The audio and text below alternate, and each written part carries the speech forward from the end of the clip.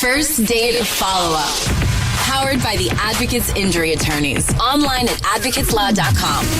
Because it's Christmas time, we're counting down the 12 first date follow-ups of Christmas as voted on by you. Yeah! We count down all the way to the number one first date follow-up that you voted on. Nicholas is on the phone today for a first date follow-up, and he's getting ghosted by a woman named Lauren. So we're going to call her in a little bit and see if she'll tell us why she's ghosting him and maybe get him another date. But first, Nicholas, how long has it been since you heard from Lauren?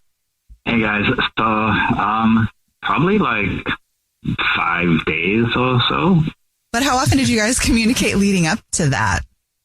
What do you mean, like leading up to being ghosted? I guess I mean leading up to the date. Was it like you matched somewhere and you decided to go directly on a date, or were you talking for a little while before that? So we met at a wine charity event. We were both there for work, and we bumped into each other.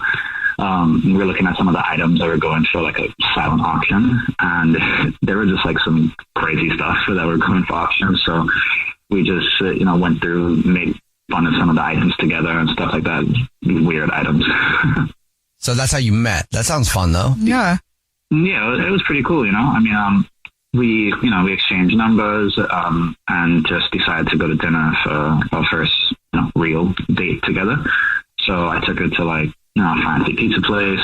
Got something to eat. We laughed. We talked about our jobs, pets. Where we want to go, like our dream vacations. And what we're looking for in a partner. It was really easy.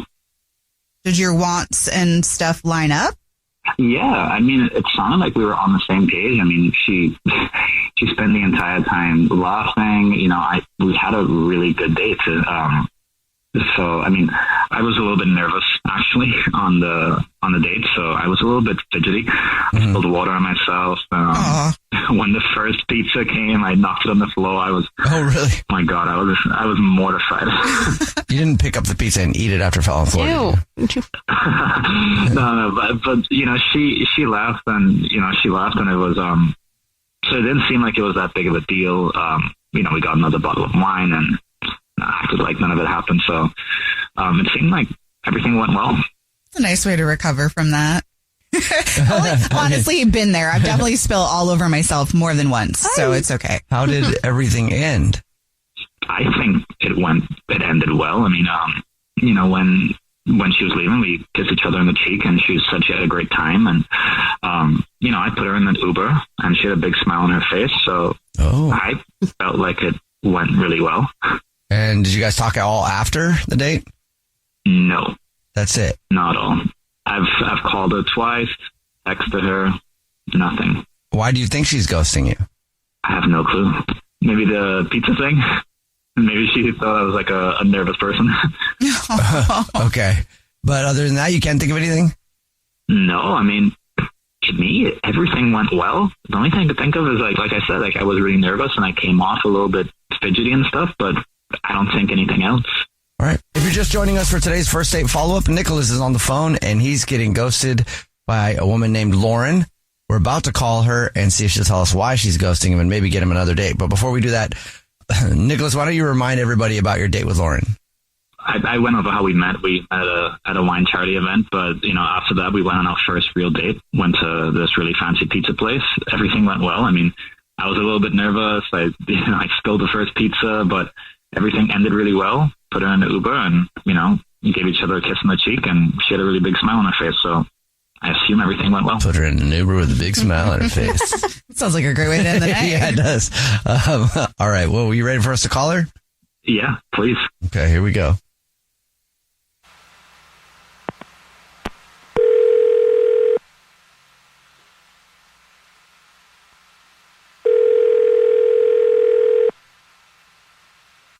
Hello.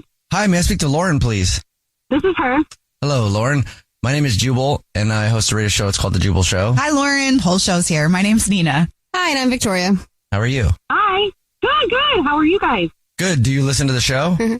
Of course. Oh, I guess I should have doubted. Yeah. Thank you. Thanks. Well, have you ever heard a first date follow-up before then? Yeah. What if I told you were about to be the star of one? Okay. Yay! We got an email about you from someone that you're ghosting. I'm not ghosting anyone. Is there anybody that you went out on a date with that you're not calling back or not talking to? Well, I mean, I'm on the apps and stuff like that. So I have gone on a couple dates recently. Yes. Have you gone on a date with a dude named Nicholas? Yeah. Well, Nicholas emailed us because he says you're ghosting him. Well, I'm not ghosting him. I mean, it was one date, so it's not like serious commitment or anything like that. It was literally one date. Okay, but you are not talking to him on purpose. Yeah, kind of, but it's not quite like that because there just wasn't really anything that would warrant us for a second date, you know? That's not what he thinks. Well, I mean, he's a really sweet guy. Don't get me wrong. I mean, we went to an event, we had a good time. But that's not really, first of all, that was not a date. That was something that we both just happened to be at. So let's scratch that as being a date. We did go to a pizza place, and yes, that was a date. But honestly, I mean, it was one date. It was fun. It was fine. But I wasn't like, oh my gosh, I can't wait to go on another date with Nicholas. Like, I have to have him in my life type of thing. Okay. Okay. Did anything happen? Well, no, I mean, like I said, he was really sweet. He definitely was super nervous. And it was cute. It was definitely cute. But and I don't even care. Like, he did spill some stuff. Like, he spilled his drink. He spilled the pizza. I was like, okay, that's like kind of cute and funny. But it wasn't somebody that was like knocking it out of the park for me or anything like that. And we had wine. So that's all, that makes it super fun too. But other than that, I mean, yeah, we had some good conversations, but there are conversations you have on a first date with everyone, right? Like, okay, where do you want to go on vacation? I want to go to Ireland. Yes. Do you have any pets? Yes. My dog is named Junior. You were bored by him. Oh, I wouldn't say bored, but he wasn't up to my level, I guess. That makes me sound really snotty. That sounds That's worse than bored. I was just going to say there's no spark, but if you want to say not on your level, that's your choice. Well, no, he's just like, I don't think that him and I would have like a fun time together all the time. Okay. Just no chemistry. Do you guys see what I'm saying? Yes. Okay. Well, that sounds way better, by the way. Thanks for telling us. Appreciate that. Yeah, absolutely. And Nicholas is on the phone and has been listening and wants to talk to you. I should tell you that. Hey, Lauren. That's fine. That's fine. Hey, how are you? I'm good. I don't know. To me, it just seemed like you had a really good time on the date. I mean, you were smiling the whole time and everything seemed like it was going really well. Well, yeah, I mean, I was smiling. First of all, I'm a smiley person anyway. And the other thing is, like, we were drinking wine. I had a couple gummies. So I was being me. I was living my best life. That always helps a little bit, I would imagine. So why did you say that we should do it again then? Well, that's just what people say. It's like the polite thing. Like, it's like the same thing when I run into an acquaintance. Oh, we should hang out sometime. Yeah, I'm probably not going to hang out with them. We're just acquaintances. It's just something you say. Oh, yeah, we should go out again. Yeah, okay, sure, whatever. I get it. You guys seem like you're judging me. I'm not. I'm just listening to you guys talk. Yeah. I mean, well, like when you go on a date, you know how, like when I go on a date, I like to have a little bit of something to make the date fun and kind of get me through it. Because, when you're on these apps and you're going on so many dates, you just need to chill. So that's why I might have seemed a little extra flirty or a little extra smiley because I just had a little courage, a little gummy courage, and I wanted to be myself as much as possible and not be super nervous, which he obviously was. Honestly, you should probably take a gummy or two before going on dates. Okay. Am I right? Or am I right? I get it. I mean, it doesn't really feel like you're being yourself if you got to take something, to switch you out of the mental phase that you're in. So it doesn't sound like you're being yourself if you're taking a gummy, but it's cool. I get it. You do whatever you want, but I'm not into drugs. So it's not drugs. It's a gummy. It's like chill pills. Have you eaten some of them right now? She's going to want to after this phone call. I wish. Oh my gosh. I probably would be a lot cooler at work if I did. Lauren, would you like to go out with Nicholas on another date? We'll pay for it. No, not really. Okay. Sorry, Nicholas. To be honest with you, he's a little too uptight. Like, he's super sweet, but he's just different. His world is different than my world. That's probably a good thing for you then, Nicholas, to know that your worlds are different so you can find somebody in your world. Sure, that's fine. I don't want to go with a drug addict anyway. Well, I'm not a freaking drug addict. Okay, so I like to have some gummies whenever I'm, going on dates. Like, that's not that big of a deal. All right, cool. I mean, that's your thing.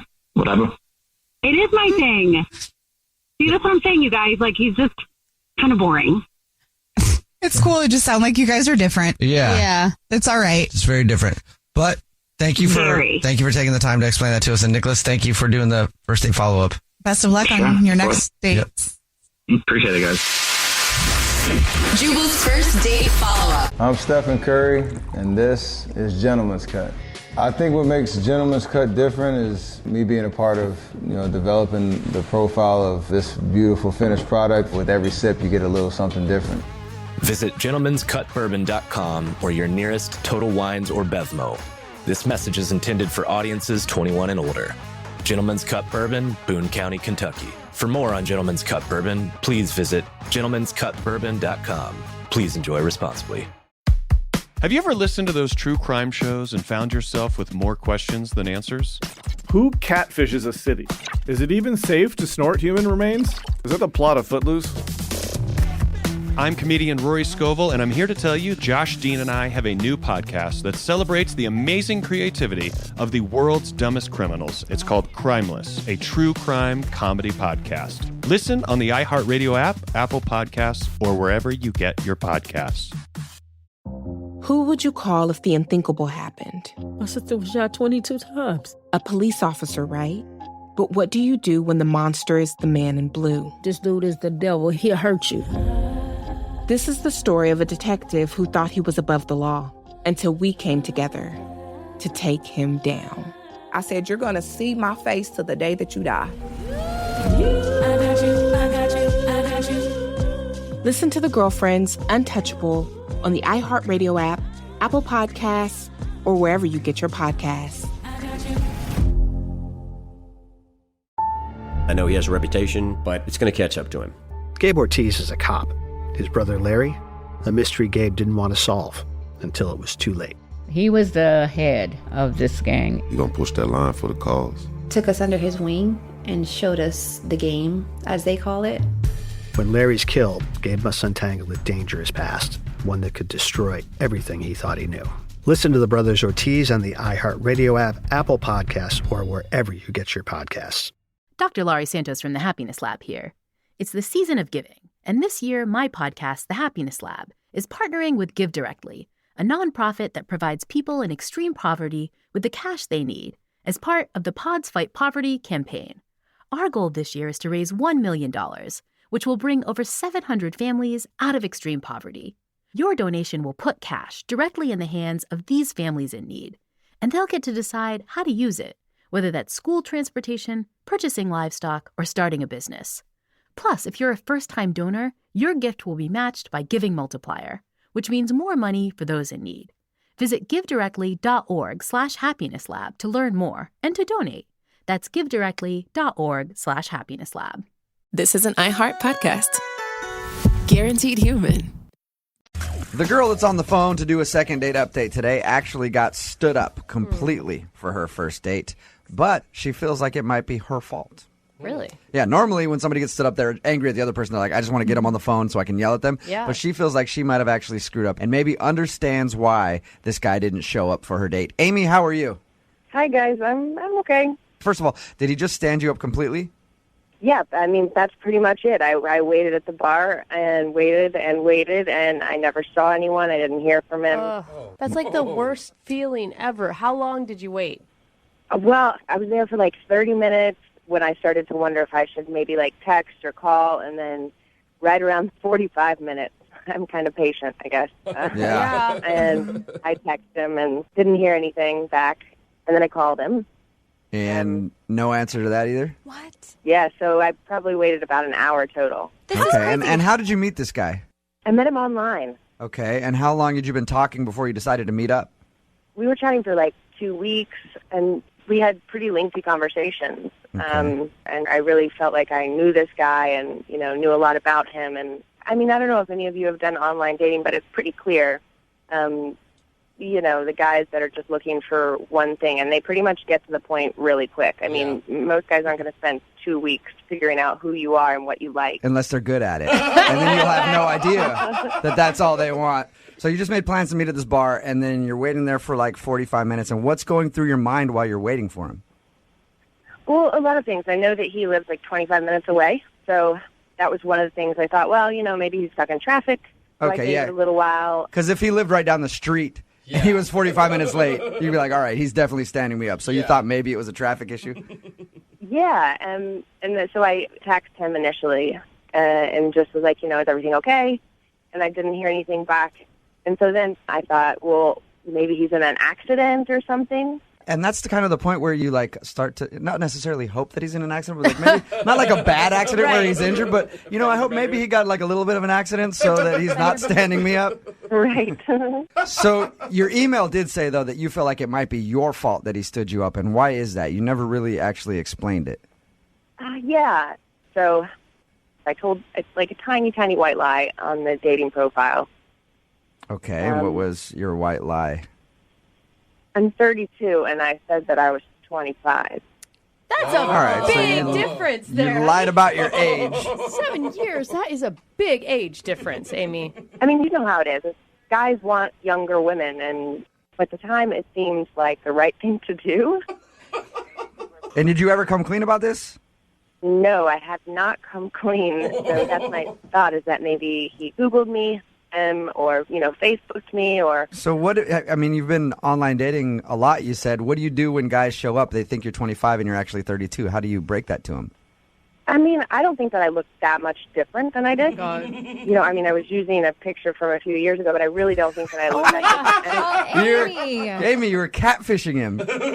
Here's the deal: is once you hit the 30 mark, you get less messages from people.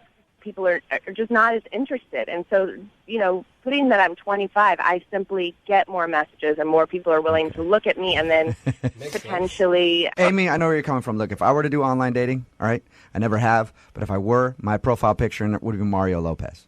It's really similar. So I can understand where you're coming from. You want to make yourself seem a little more attractive. And this is the only thing that you can think of is that maybe he found out your real age. Exactly. So are you wanting to call and apologize and see if you can make good with that? Well, I honestly just want to find out what it is, why he stood me up. All right. We'll play a song, come back, call him, and get your second date update, okay? Okay. All right, hang on. Moving 92.5. Brooke and Jubal in the mornings. Second date update. Amy is on the phone with us, and she wants to call a guy named Craig today because Craig stood her up for her date.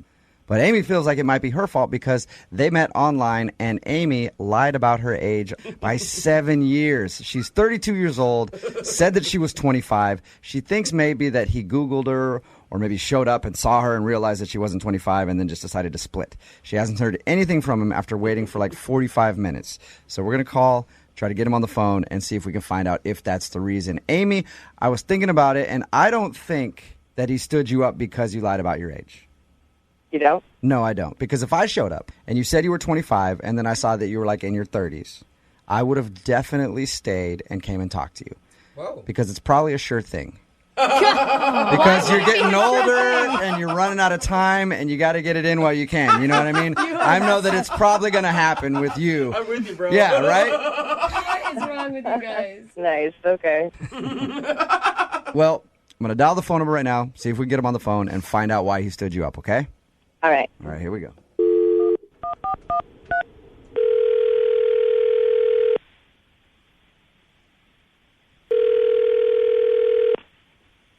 Hello. Hi, can I speak to Craig, please? This is Craig. Hey, Craig, how are you? This is Jubal from Brooke and Jubal in the Morning. Who? Sorry? Jubal from Brooke and Jubal in the Morning, the radio show. Hi. Hi, how are you? Fine. Sorry, why are you calling? I'm calling because you recently sort of went out on a date with a listener of ours, and they wanted us to get a hold of you. Oh. And I say sort of went out on a date because you never actually showed up to the date. You're talking about Amy? Yes. I am talking about Amy. She emailed us and told us that you guys have been talking online and made plans to meet up at a bar, and then you no-showed. I'm sorry, so she called you and wanted you to call me? Yep. Or Yeah, because apparently you haven't answered any of her phone calls or texts or anything like that. Okay, so she's upset about it? You know what? What? Well, we talked to her, and she's not really as upset as you think you would be if somebody made you wait at a bar for 45 minutes and didn't answer any text messages or phone calls from them. She just kind of wants to know why. It's really complicated, and it's not her fault. That's important for her to know. I should have texted her. Okay. Well, if it's not her fault, can you tell us what it is so that we can let her know? Because, I mean, you can imagine if you're in her shoes and you make plans to meet with somebody that you think is cool and then they don't show up, it upset you a little bit, even if you're not like outwardly upset at that person. I can imagine that. Yeah. I could see how, yes. So could you do her that favor and let us know why you would stand her up? I mean, I had every intention of meeting her and going on a date as we planned, but I live in Puyallup, and I just couldn't go through with it. What? Because you live in Puyallup. Well, I mean, kind of. It's a long story, but basically a situation that just makes it very difficult. Are you embarrassed because you live in Puyallup? I'm more confused. You say you have a situation. I'd like to find out what that means, but I'm confused why you just mentioned the cities. Basically, I live in Puyallup, and I don't go into Seattle very much, ever. Okay? I mean, the last time I was there was probably 2 years ago. What? You know, and it's not that far away by distance, but for me, going into the city tends to stress me out, and the closer I got to Seattle, you know, kind of my fears were building and kind of started to overwhelm me. Wow. Is it the traffic? It's traffic. It's people. There's a lot of tall buildings, and that's basically a lot of movement. And I honestly don't know how you guys do it. Like, you walk down just a regular street in a city, and there's so many sounds. You don't know where they're coming from. Like, there's people everywhere, cars. Traffic alone is enough to just, like, freak me out. You know, there's people changing lanes, not even signaling. So many bad drivers. How do you guys even operate? So correct me if I'm wrong, Craig. It sounds like you were scared of the city. I'm not scared of it necessarily, but it just... He's petrified I'm not of scared it. of it. Yeah, I'm just really, really frightened of it. He just breaks out into cold sweats, that's all. I don't have nightmares about it or anything. You know, like, it's not like a horror movie for me, but it's just a lot. I understand, and that's something that's hard to tell somebody before you've even had your first date. Yeah, I mean, like, what am I supposed to do? Text her and say, sorry, I'm scared of the big city. Just I'm a little country boy, and I can't possibly drive in with all those cars and people. Did you see that giant space needle they got up there? You know what, Craig? I meet a lot of people like you after my comedy shows when I do them, like in Puyallup and stuff like that. They talk about the city of Seattle like it's foreign, like they've never gone there. And they're just like, I can't even drive in there because the traffic scares me and I hate going there. Anytime I invite friends from Tacoma, they're always like, oh, I hate coming to Seattle. Yeah. The traffic. I'm sorry, but he is playing such a victim role here when he's the one that stood this girl up and you never even sent her a text. Like, you could have made up any other excuse in the world. You didn't even have to tell her the truth. I'm not a liar. I didn't want to lie to her and also get into something else where, you know, she didn't know the real truth. So I just figured it was easier to not, you know. All right. But I do have to let you know that Amy is actually on the other line and heard everything that you just said. Hi, Craig. Oh, my God. Oh, my gosh. So I really wasn't sure why you stood me up, but I really never would have guessed that it's because you were scared of. Yeah, I mean, why would you go to that? I know, and I mean, why didn't you just tell me? You know what I mean? I waited there, and then I spent this whole time wondering, what did I do to make you stand me up? Because I really liked you, and all you had to do was answer my text message or answer my phone call. I know. I just didn't know how to tell you. And Yeah, Craig. I mean, listen, Craig. Amy is a 32-year-old woman. Okay, she can handle the news that you have trouble going to the city. Amy's 25. Oh, did I make a mistake there? Yeah, she's 25. Yeah. I mean, actually, she's 32. Really? Are we talking about this? So I guess you both have something that you kind of didn't tell each other, right? That's messed up. That is messed up. I figure now you both can come clean about everything. Are you really 32? Kinda. Kinda, sorta. Why didn't you tell me? Really, I just didn't think you were going to be attracted to me if I was 32, or you wouldn't have messaged me, or... Honestly, I thought you were a really mature 25-year-old. But I'm not. I have no problem with you being 32.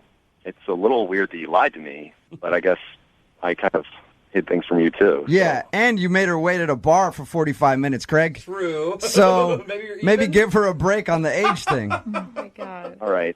Okay? Yeah. Craig, would you like a second date with Amy? I will pay for it. I don't know how it would work because I don't like to go to Seattle, and she probably doesn't want to come to me, and, it's kind of one or the other. I mean, at least we could meet in the middle, maybe, so I'm not always traveling, and maybe you could ride back with me sometime, and you'll be with me, and you'll be safe. You'll be safe from big, scary Seattle. Oh, my God. You won't get robbed, Craig.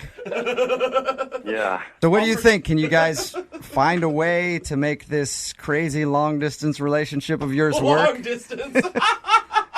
Craig, have you ever been to the metropolis called Renton? Yes. Yes, you have. Okay, so you know where that is. What if we have you guys meet there? That should be fine. Okay. I can deal with that, yeah. Craig, it's a city that Craig can handle, and Amy, you know where that is. You don't mind traveling? Not at all. Not at all. Okay, perfect. Yeah. Then congratulations, you guys. You got your second date, Amy. Well, first date, I guess, because you never showed up on the first one, but whatever. Right. I'm super excited. Yeah. I promise I will be there, and if I'm not there, then I will call. Okay. I promise I will be there unless the parking lot is full. Too many people. Brooke and Jubal in the morning. Brooke and Jubal's second date update. Today, a listener named Justin is on the phone for a second date update, and his email said that he's shocked he's not getting a call back because apparently it doesn't happen very often for Justin. So, Justin, what's up, man? How are you? Hey, how you guys doing? Not too bad. So your email said that, well, what's the girl's name who isn't calling you back, by the way? Erica. Erica, all right. So you said that Erica isn't calling you back, and you're shocked by that. You don't get a lot of people blowing you off. Is that it? Yeah, pretty much. What are you, like a model? Well, I mean, I'm a bartender, a former male model. Oh, God. Okay. You are just like a huge red flag is what you are, sir. Like, I don't even know you, and I wouldn't date you. Yeah, but also if you're a bartender, former male model, I believe you. You don't have a lot of people not call you back. So what do you think happened? You know what's funny? I guarantee you try to call me for a second date update, but I just probably never picked up. Oh, you think that she's trying to get a hold of you, too? No, not this one, but I'm sure there's been other girls that have been trying to get a hold of me through you guys. Oh, all right. Okay, well maybe, man. So you date a lot, obviously.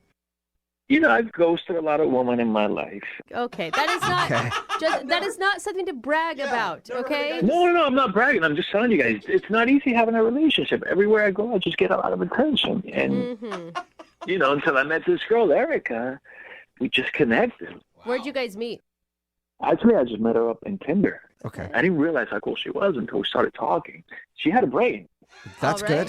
That's good. I think most people do have brains, but some don't use them very well. I will agree with you on that. So you liked her because she had a brain. Yeah, there was just something about her when I met her. I'm just like, there's more to a physical body. There's more. Why is that so creepy when you say it? But yeah, I so get there's it. more to this girl Erica than just a physical body. Yeah. And I'm assuming most of the people you date, it's only a physical body thing. Yes, you're absolutely right. Trying to say something else, like, nah, you're right. Okay. So she's rare for the kind of girls that you date. Normally, the girls that you date, you guys just hook up, but you actually liked her and want to see her again. Yeah, she makes me want to be a better person. look, I'm not interested in anyone else. I would really love to see this girl again and try to connect with her some more. I feel like we're witnessing your personal growth right now, and I just in the few minutes I've known you, I'm already proud. Oh, thank you. Well, tell us about your date with Erica. How did it go? It was kind of embarrassing from the moment that I picked her up. What? As soon as I picked her up and she got in my car, my modeling portfolio just slipped under the seat, and she picked it up, looked at it, and we started talking about that stuff. Okay, so you did you come on, man? You That was be real. You planted your old modeling portfolio in the car so she would see it and know that you used to model. It was not like that, but it was embarrassing. That's so embarrassing. I hate when people see my old modeling photos. know. It's like, oh my. Oh no. How could I ever come back from this? From GQ. I was back when I only had a 6-pack. Now I have an 8-pack. Oh, God, humiliating. Were you able to recover? Yeah. I mean, it was. I think I made a good impression. Okay. Oh my God. So that was awkward for you when that happened, but did you recover from that? And what did you actually do for a date? Well, we went out to dinner. Mm-hmm. We didn't really have a reservation for anywhere specific, but then she started suggesting places, and there's places that she mentioned that I just couldn't go. I had to say no. Why? Well, I was trying to avoid a cat fight. If you guys get my drift. Oh, all right. So you've hooked up with other people there, and you didn't want to walk in there and have them get upset that you were on a date. Hostesses, other bartenders, servers. Hostesses, servers. Oh, no. So you're kind of an infamous bartender in the industry. People know me. Yeah. People know. Now, did you give her that reason, or did you just say, I don't like the food there? Yeah, I was just like, you know what, the waiting time, the food, anything that just came to my mind. Okay. So did you find a place that actually worked? Like go a few cities over, maybe take a plane a few 1,000 miles away around somebody that you didn't sleep with? No. Eventually we found a place where I honestly didn't know anyone. Okay. So we sat down, we were having a conversation, we started ordering, and then the waitress that was taking care of us, man, she just started giving me the eye. Oh, gosh. Are you sure? I feel like any woman makes eye contact with you and you immediately think that. No, totally, guys. She literally just started giving me the eye. She was looking at me up and down like I was a piece of meat. And I wasn't even doing anything. It was effortless. Okay. Guys, a year ago, I would have been all up in there. But now, I'm digging this chick, and I don't know, she hasn't returned my text. And I thought we had an amazing night. After I dropped her off, I gave her a kiss, and then I went home. I totally could have gone in, but I didn't want to take that approach. You totally could have gone in. I'm way sure to it sounds like it. practice some restraint there. Yeah. And why do you think she's not calling you back then? Maybe I played it too cool. I waited 2 days to call her back. Oh, I do hate that. Yeah. I feel like that's such an old school rule. Okay. Well, play a song and then come back and call her and find out what it is with your second date update, all right? Okay. Okay, hang on. Moving 92.5. Brooke and Jubal in the mornings. Second date update. Right in the middle of a second date update, and if you're just joining us, Justin is on the phone, and Justin met a girl named Erica, and he really liked her because unlike most women that Justin knows, she had a brain. Weird.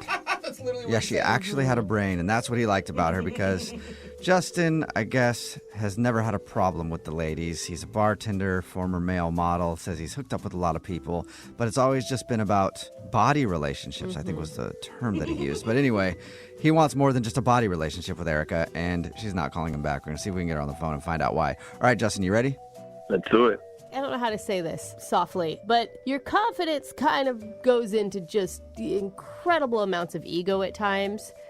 Do you feel like that happened on your date? I was trying really hard not to be super confident, too cocky. Yeah. Okay. Maybe that's it. Maybe she doesn't want a humble guy because you sound super humble, too. That's it. That's All right. what most girls say. Yeah, I'm going to dial her phone number right now, okay? Okay. All right, here we go.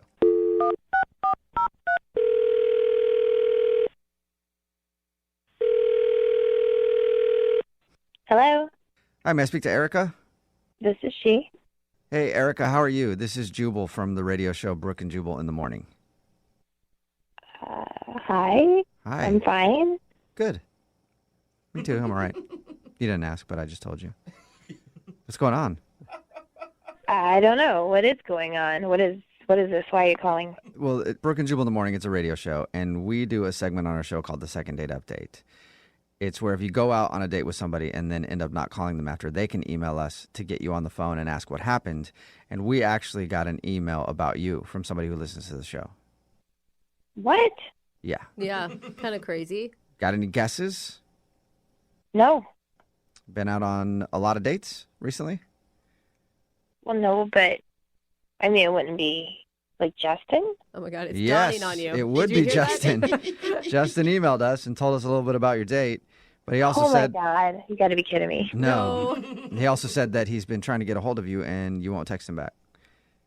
No, I'm not calling him. And why?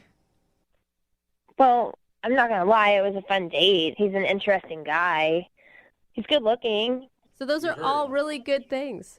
Yeah, I mean, overall the date was fine, but interesting. I mean, there was a few weird moments, but I don't know.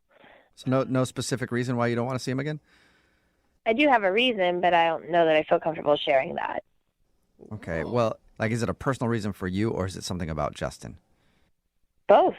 Both. Okay. Okay. He's Well, to- Justin, whenever anybody does these, we always tell them that they need to be willing to hear whatever the other person says. So Justin is willing to hear anything bad that you might have to say. Well, it's just that he seems to know too many people, because I wasn't sure how I felt about the date. So then I showed my friends his picture, and it's like they all knew him. Oh. Knew him really well. Oh, Do like, they go- I get it. Okay. Like they hooked up with him, or Yeah. Oh. And I'm not talking about one of the girls. Like 3 of them have hooked up with him. Wow. Oh. That's Man. a lot. He gets around. Wow. Yeah, he told us that he's never had a problem with women, but he also said that he liked you so much that he can only think about you and doesn't even want to think about any other girls. Yeah. But apparently your friends might think about him from time to time.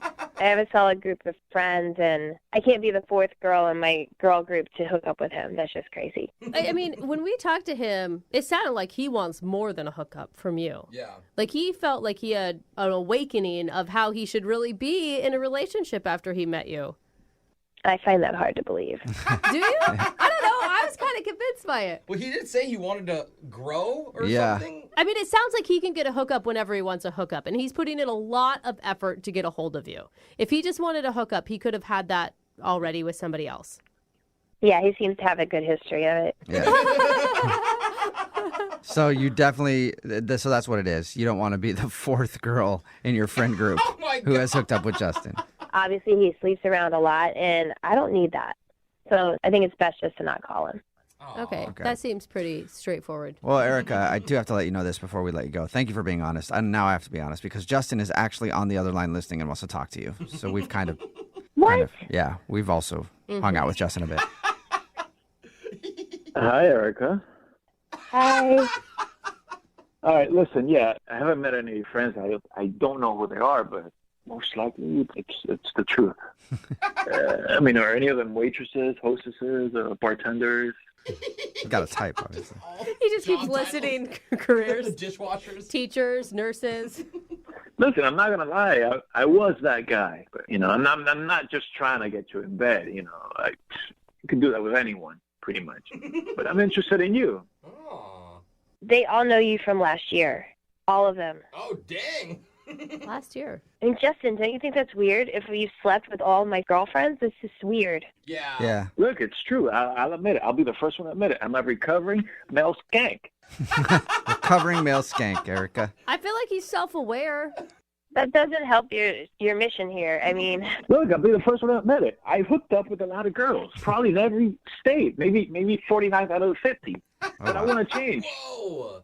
I'm acknowledging the kind of person that I've been. I would love to change because of you. Oh. we had one date, and now you suddenly want to change because we've had one date? I hardly believe that.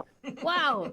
No, Eric, I'm being honest with you. Look, that night I almost had a booty call. I almost made that phone call, but I didn't. I just can't stop thinking about it. You're so not helping yourself here. But Erica, think about it if the tables were turned. Like, what if some guy didn't want to go out with you because of a couple of dudes or more that you slept with? Like, you would be really upset about that because you're also more than just who you've hooked up with in the past. Yeah, but I'd still see that it would be awkward that his friends have seen me naked. Yeah. Or it's easier to bond. I mean, you could look at it two ways. I have to ask a question. Justin, do you think you like her because she's the only girl that doesn't call you back? Nah, man. This girl, she has a brain. You're very smart. You're funny. You get my movie references. You're killing me, Smalls. You're killing me. Sandlot. Yeah, see? That was really dorky. Look, Justin, it's nice that you say all these things and you feel this way about me, but it just doesn't change that you've been with my friends like that. I mean, if we were to go out, we couldn't have sex for like 6 months because I'd have to know that you really, really fell in love with me. Whoa. Wow. What do you think about that? Jeez. Holy 6 months? Are you serious? Are you serious? Yeah, I mean, like, no booty calls, no nothing. 6 months of just holding my hand and a kiss goodnight. You need a freaking cleanse. Oh. Wow. 6 months. All right, well. That is strict. Not for anybody. Erica, would you like to go? Maybe I shouldn't even ask Erica at this point now. Erica, would you like to go on a second date with Justin? We will pay for it if he agrees to not having any sex for 6 months. Okay, Justin, it's your turn. Oh, she said yes. All right, Justin. Into it. Now I feel like she's just testing you. Time to put you to the test, find out how woke you really are now. You know what kind of person I am? You know what would do that to me? I mean, like, 6 months. She said 6 months. Yes, she did. 6 months. I know that probably hasn't happened to you since you were teens, but that's half a year. You're not going to explode. Yep. You're not going to explode. You'll be good at fine. math. I mean, you will at some point, but not the way Justin, you think. I can't think of any other way to prove to my friends that it's okay we date because you'd have to prove, that you really care about me. Just imagine after 6 months how amazing that's going to be. Ooh. 6 months. Okay. Yes. We've been over that, Justin. We've been over that a bunch now. 6 months. Can you wait 6 months? You'll get your second date if you can abstain for 6 months. I mean, I'm just throwing this back at you. Can we negotiate like 6 dates? 6 dates. Nope, we're talking 6 months. I mean, you just said that you want to change and that you've never met anyone like me and that you made it sound like you'd do anything. Is there any chance that I can get back to you on this? All right. Yeah. Really? Can I process this? All right. Erica, you blew Justin's mind. Yeah. All right. Well, yeah, Justin, use some time to think about it and then update us on if you guys actually go on a second date. All right. Gosh. Gotcha. 6 months. Jesus. Yes, 6 months. We know. Brooke and Jubal in the morning. Brooke and Jubal's second date update. Every Monday, Wednesday, and Friday at this time, we do the second date updates. You go out on a date and someone doesn't call you back. Let us call them for you and help solve all of your problems or create new ones. We've got Hannah on the phone right now. Hannah emailed us about a date she went on with a guy named Pete. Hannah, how are you? I'm good. Hey, guys. How are you doing? Hey, what's up? Tell us about Pete. Tell us about your date. Tell us about how it all went. I think it was a really, really good date. We went out to dinner downtown. All right. We had a really good conversation. He was such a gentleman. And then we went to go watch a movie. All right. It's a long date. Yeah. Nice. Yeah, it just was going really, really well. And then afterwards, we went back to his place. Okay. And we kind of had a nightcap. We, And by nightcap, do you mean? We got intimate. All right. Yes. Woo-hoo. Nice. Own it, Hannah. Good to Own hear it. it. So what happened when you guys were done? Did you leave right after? You leave in the morning? How'd that work? Well, he cooked me breakfast. And then, it was just so, he gave me a long, passionate kiss goodbye. And he's like, I can't wait to see you again. So I'm thinking, this is probably the best date I've ever had. Nice. Yeah. And ever since then, nothing. Really? He cooked you breakfast and hasn't called you back. No, but then why? I'm so confused. Okay. I'm confused, Have you too. tried to get a hold of him? I texted him once to be like, Okay. hey, how are you? Just a few days later, just because I don't want to look like a crazy stalker. Jubal, if you hooked up with a girl on a first date Mm-hmm. and you didn't like her, you wouldn't cook her breakfast, would you? Probably not. No. I'd probably try to figure out a way to get her out of there as quickly as possible. Right, you had a know what I business mean? meeting, you had to go to work. If I made breakfast, it would be a trail of bacon from the bed to her car to get her out of there. So, it seems like he liked you. I like the trail of bacon idea. I like the kind of girls you go for, Jubal.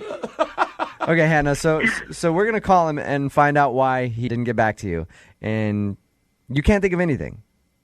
I thought the night went so great. We had such good chemistry. I mean, I honestly am clueless. Okay. Okay. All right, we're going to call him right after this and see if we can get your answer, okay? Thanks, guys. Moving 92.5. Brooke and Jubal in the mornings. Second date update. All right, we've got Hannah on the phone right now. Hannah went out on a date with a guy named Pete that she really liked. They ended up hooking up. The next morning, he made her breakfast and kissed her goodbye, and she hasn't heard back from him. Hannah, are you ready to call Pete? And Yes. Wow. All right. Yeah. You are ready. I just want to know. That's all. How did you meet Pete, Hannah? I have a friend of a friend. He's single. He's cute. So it's kind of like a blind date hookup. Cute.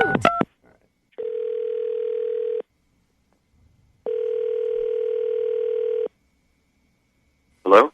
Hey, I was looking for Pete. Yeah, this is Pete. Pete, what's up, dude? This is Jubal from Brooke and Jubal in the morning. I'm moving 92.5. How are you?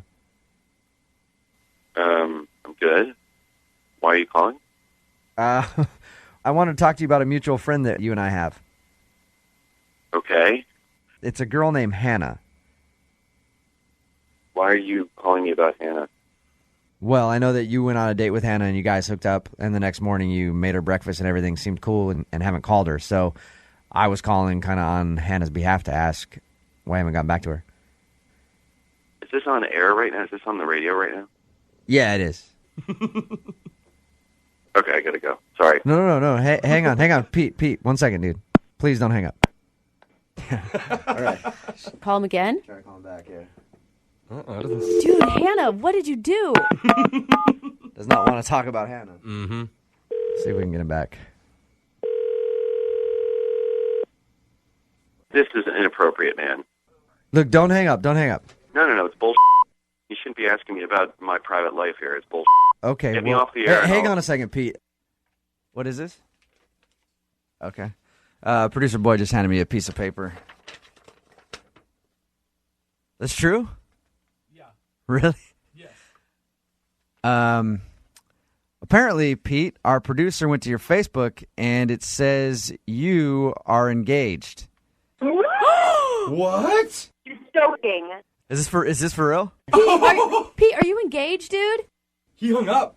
I heard it Is he click. I gone? think he hung up. Hey. Are you joking? Wow. That was weird. All right, we're gonna stop for a second and try to sort this out. I think we need to figure out if this is really true or not. Okay, so we got an update. A few minutes ago during the second date update, we were calling Pete to find out why he wasn't calling Hannah back. He hung up on us when we first got him on the phone, so producer Boyd went to his Facebook page to try to get like another contact for him, a phone number or something, and found out through Pete's Facebook that he was actually engaged. And apparently, producer Boyd then messaged his fiance, and he's telling me that she's on the phone right now. Is she really on the phone right now? She's online too. Is this Jessica? Yeah. Do you have a fiance named Pete? Do I have a fiance named Pete? Yeah. I don't want to do this. This is Jubal from Brooke and Jubal in the morning. I'm moving 92.5. Can you describe Pete for me? Yeah. He's my fiance. We've been together for a while. We're getting married in the summer. He's Okay. Is there really great. And just to like. why are you asking me this? How long have you been together? Well, we've been engaged for about a year, a little over a year. A year? Hang on. Slow down. Hang on, Hannah. Let's make sure this is the right dude. All right. Who is this? This is Brooke and Jubal in the morning. I'm moving 92.5.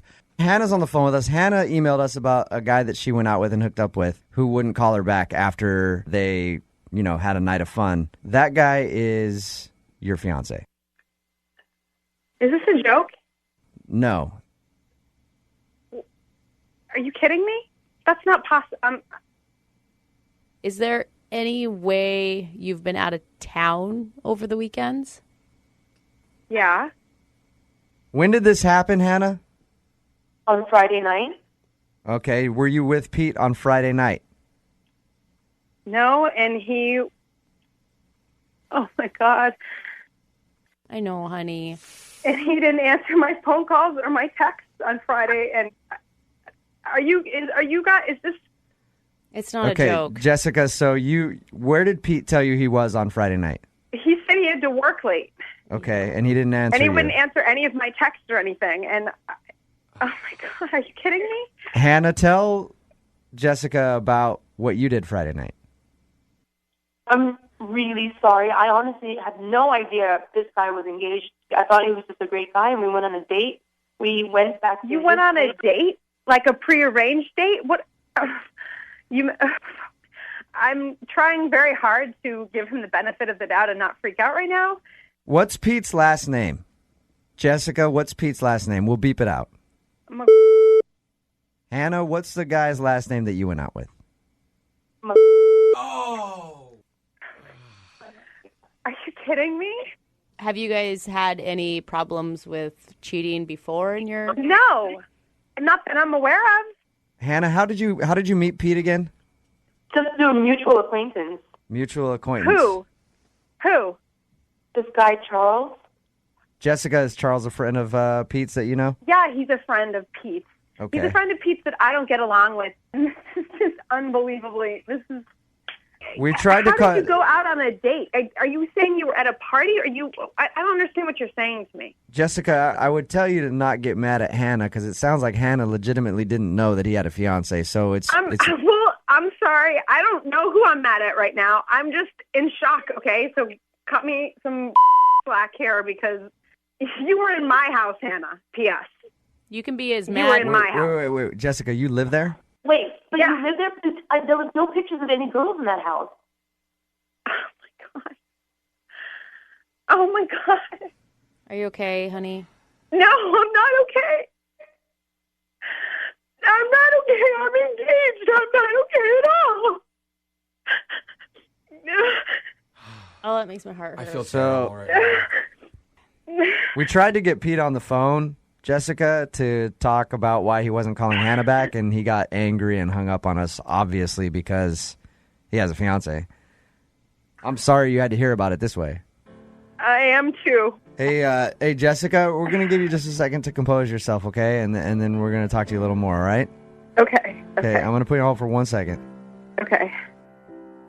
All right, this is the third segment of the second date update today because obviously things got a little serious.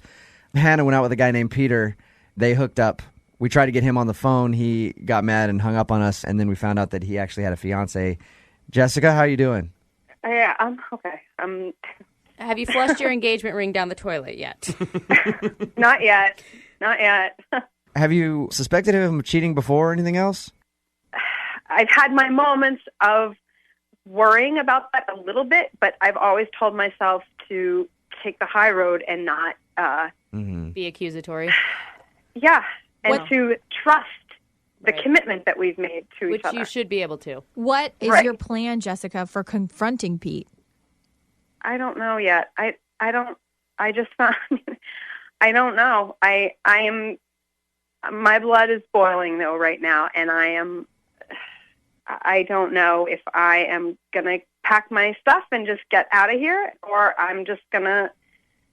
Jessica, I'm going to tell you from a guy's point of view who has been caught cheating when he's been living with girls that he's been with, just walk away. Like, honestly, that's the best way to do it for both you guys. Because you leave, you can find someone else who's not going to cheat on you. And if you don't leave, then you're always going to have that doubt. You're always going to be on his case. It's not going to be a good relationship on either side. So no matter what, now that you know this, my advice to you would be just to go there when he's not there, get your stuff. Don't even give him the satisfaction of a conversation about it. Because all he's going to do is lie about it. Mm-hmm. Right? I mean, how many times have you been honest, Jubal, when you had gotten caught in cheating? I am never honest. So Jessica, that's what I would tell you to do, okay? Thank you. I mean, I guess I'm glad I'm finding this out. I'm not at all, but... Hey, it's better to know now than to have to get a divorce, right? And let me tell you, we threw one badass unbachelorette party in Vegas after my girlfriend broke up with her second fiance, and it was way more fun. Hey, Jessica, will you stay in touch with us just to let us know how you're doing and how everything wraps up? Yeah. All right. You're going to be okay. Thanks, you guys. Yeah, it's not the end of the world. It really isn't. I know it sucks right now, but it's not. All right. There's plenty of guys like me out there. That's not hope. Oh, God, I don't know. It's the opposite. All right, keep in touch with us, okay? All right, thanks. Who's on the phone to do a second date update today says that she got into a fight with the guy she went out with. What? And not just any normal fight, a battle for the ages. Oh, really? Yes. Because they went to a martial arts class, I guess, for their first date. I think that's a fun first date, but I would only do it if it was like full contact. You actually got to hit each other. Oh, no. Rachel, was it full contact, and did you guys just beat the crap out of each other for a couple hours? I mean, I guess you could say that. Oh my gosh, you're picturing like MMA style fighting right now, aren't you? Your email said that you guys went to take a martial arts class on your first date. I think that's kind of cool. Yeah, it was like it's the Kookaburra. What's it called? Starts with a C. It's like a. You're talking about the Brazilian capoeira? Yeah, capoeira. Yeah, that's like the Brazilian like dance martial art fighting. Wow. I've done that before. It was really hard for me because I don't have rhythm. You definitely have to have rhythm. That's Yeah. for sure. Was it good? Did you enjoy it? I honestly did. I mean, it was a great workout. The cardio was crazy. You definitely had to like keep up with it, you know. But good thing I'm pretty fit. So Okay, so how'd you meet this guy? I was on a dating website, and this guy Paul and I started up a conversation. I'm not gonna lie, he was really cute, super fit, which drew me to him to begin with. And he's really into martial arts and all that stuff. So I thought that was super cool, something different, you know, not so much just like CrossFit. Yeah. You want to go do some burpees? So many burpees you can do. And if you don't update your Facebook status about it, I can't date you after. Exactly. All right. Yeah, that's a lot cooler. Right, yeah. So I was like, okay, that's interesting, you know. So our conversation went really well, and so we set up a time, and we met there. There was just one thing that really threw me off. What's that? He was like a lot shorter than me, like up to my shoulder short. Oh my And- gosh. Are you really tall? No, I'm 5'5.5". Like So he's like 5'3"? yeah. What's Wow. your shoulders up? Give it up for the short dudes. I just really hope that it didn't show on my face that I was shocked. Did you know that he was that short before you guys met in person? Not at all. Not at all. And I mean, I feel bad, and I'm not shallow, but I can't say that if he did tell me that I would have went on the date, you know? Really? Because I always think short guys, they're almost always the best to date. Because the tall, hot girls don't want to date them. So they're always usually really attractive, and they try harder. Yeah. We have to work harder for everything. Yeah. Like to get things off of a top shelf. Do you know how hard that is for me? I've had to work my entire life. Tall guys don't have to work for anything. They get everything just handed to them. Do you think that he was thrown off because he was shorter than you?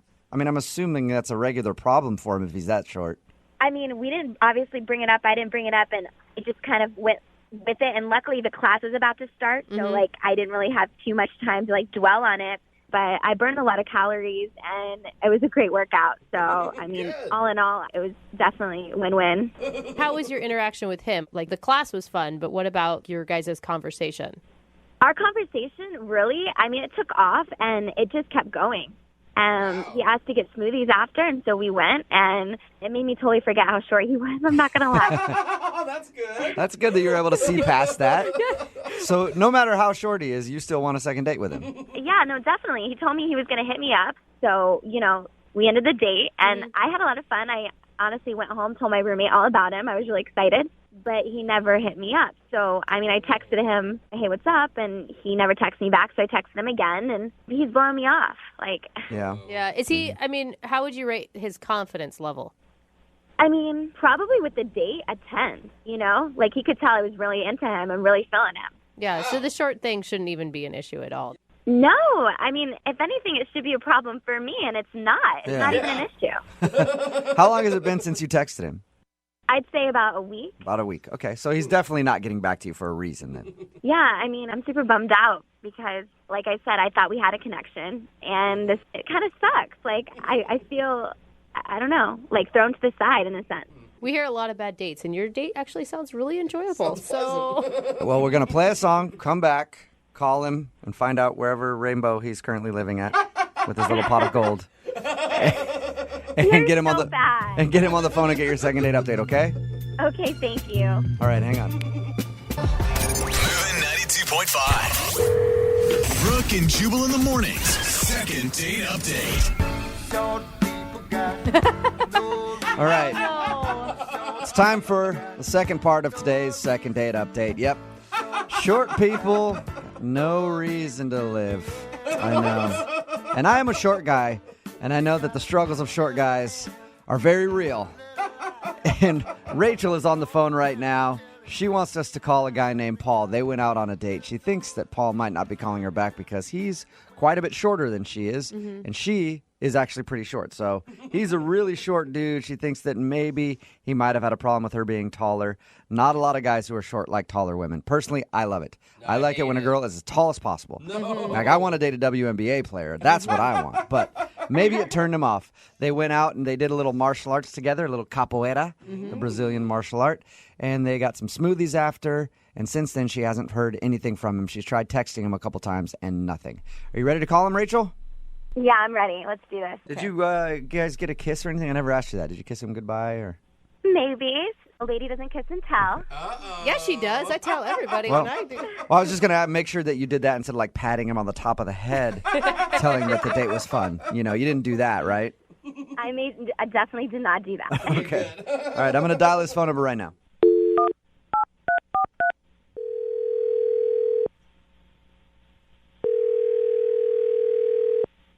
Hello. Hi, I was looking for Paul. Yeah, this is Paul. Paul, how are you, man? This is Jubal from Brooke and Jubal in the Morning. From where? Brooke and Jubal in the Morning. It's a radio show. You got a second to talk about something? Depends. What's this about? It's about somebody who's been trying to track you down. Sounds so I know that sounds mysterious. creepy. Track me down. What are you talking about? So you recently went out on a date with one of our listeners. Her name is Rachel. Yeah, I know Rachel. Okay, and Rachel wanted us to call you because she wants to know if something went wrong on your date and why you're not calling her back. What? Why would she do that?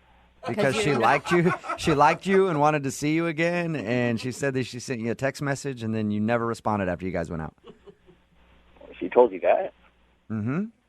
Well, that's not what happened. What do you mean that's not what happened? I definitely texted you and you never texted me back. You told me that you wanted to hang out. Okay, that was a little early.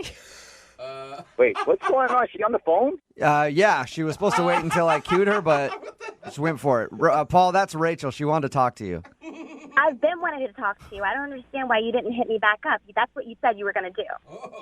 Oh, my God. You sent me, like, the craziest texts. I was scared. What? You were scared? Oh, yeah. I'm sure that's exactly why you didn't hit me back up. Rachel, why are you suddenly angry? I'm so confused. I thought you really liked this guy and you wanted to go out with him again. Can I tell you my side of the story? No, you said enough or haven't even said anything at all. Rachel, you were supposed to wait so we could try to get the story out of him. I told you what the story's about, okay? I just wanted to get him on the phone so I could tell him off because no one brushes me off.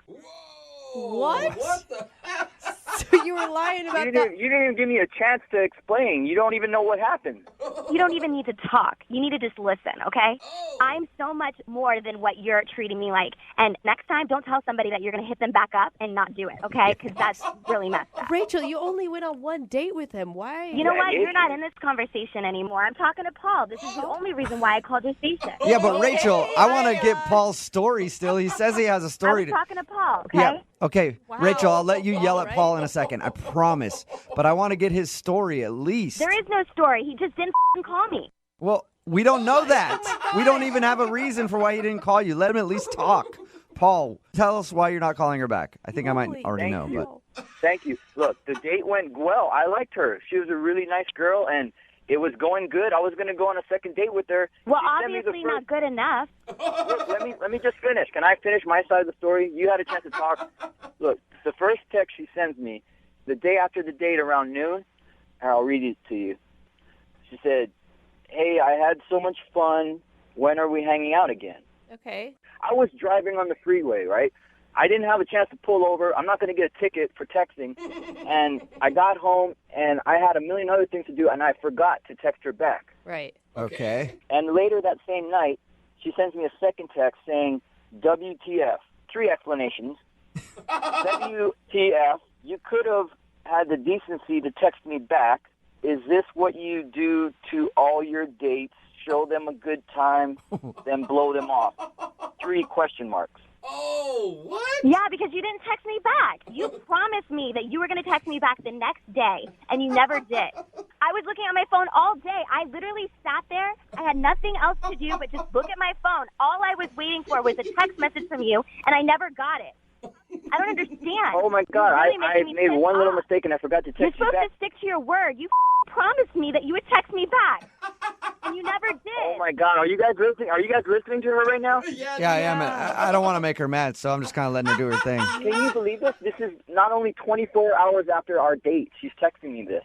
It seems a little premature to me, honestly, Rachel. Well, I don't care what you guys think.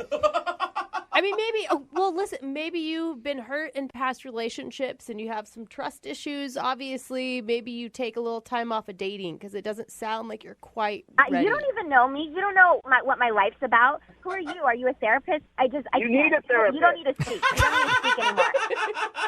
Jose, you clearly keep laughing like a hyena, so you need to shut up. I'm sorry. Hey, Rachel, I'm on your side, Rachel. Oh, my God, of I course think you are. I think Paul's an idiot for not texting you back sooner.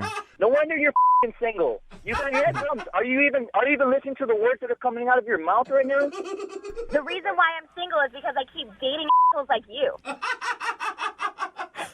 Maybe it's you. Maybe it's you. Maybe it's me. Yeah, I highly doubt that. You sent me 18 question marks. And Oh my God! Now underneath it's it, you put 18. Really? Who's being dramatic now? Yeah, who's counting that? Whatever. It doesn't even matter. The only reason why I called you guys in the first place is to get this asshole on the phone so I could just tell him off because he better never do this ever again. And you guys, honestly, Jubal, you're an asshole. Hello, you're total asshole. Oh. And Jose, do I need to say you're even more of an asshole? So, bye. Wow. She sounds like a awesome. dream. She hung up the phone. Paul, are you still there? Wow. What the was that? Hey, I don't know. She's lunatic. Yeah, it sounds kind of like it. This was a call you weren't expecting to have to go through today, was it? No. You really didn't see any of that type of person on your date with her?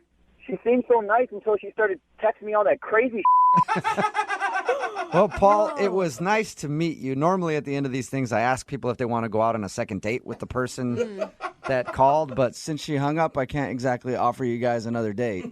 Could I get some free concert tickets instead? Sure. Everybody I'll see if wants I can. I'll just get you one ticket so you can go by yourself so you never have to go on a date ever again with anybody else, okay? Sounds good to me. Brooke and Jubal's second date update. Today's second date update is going to be an interesting one. We don't get a lot of requests from people who haven't seen somebody in a long time, but every once in a while we do. And Nova is on the phone today for a second date update. The guy she wants to call, she went out with over a year ago. Whoa. Almost 2 years ago, it says. And her reason for wanting a second date with the guy is definitely something we've never done on this show before. I'm not going to tell. I'll let her tell it. Nova, how are you?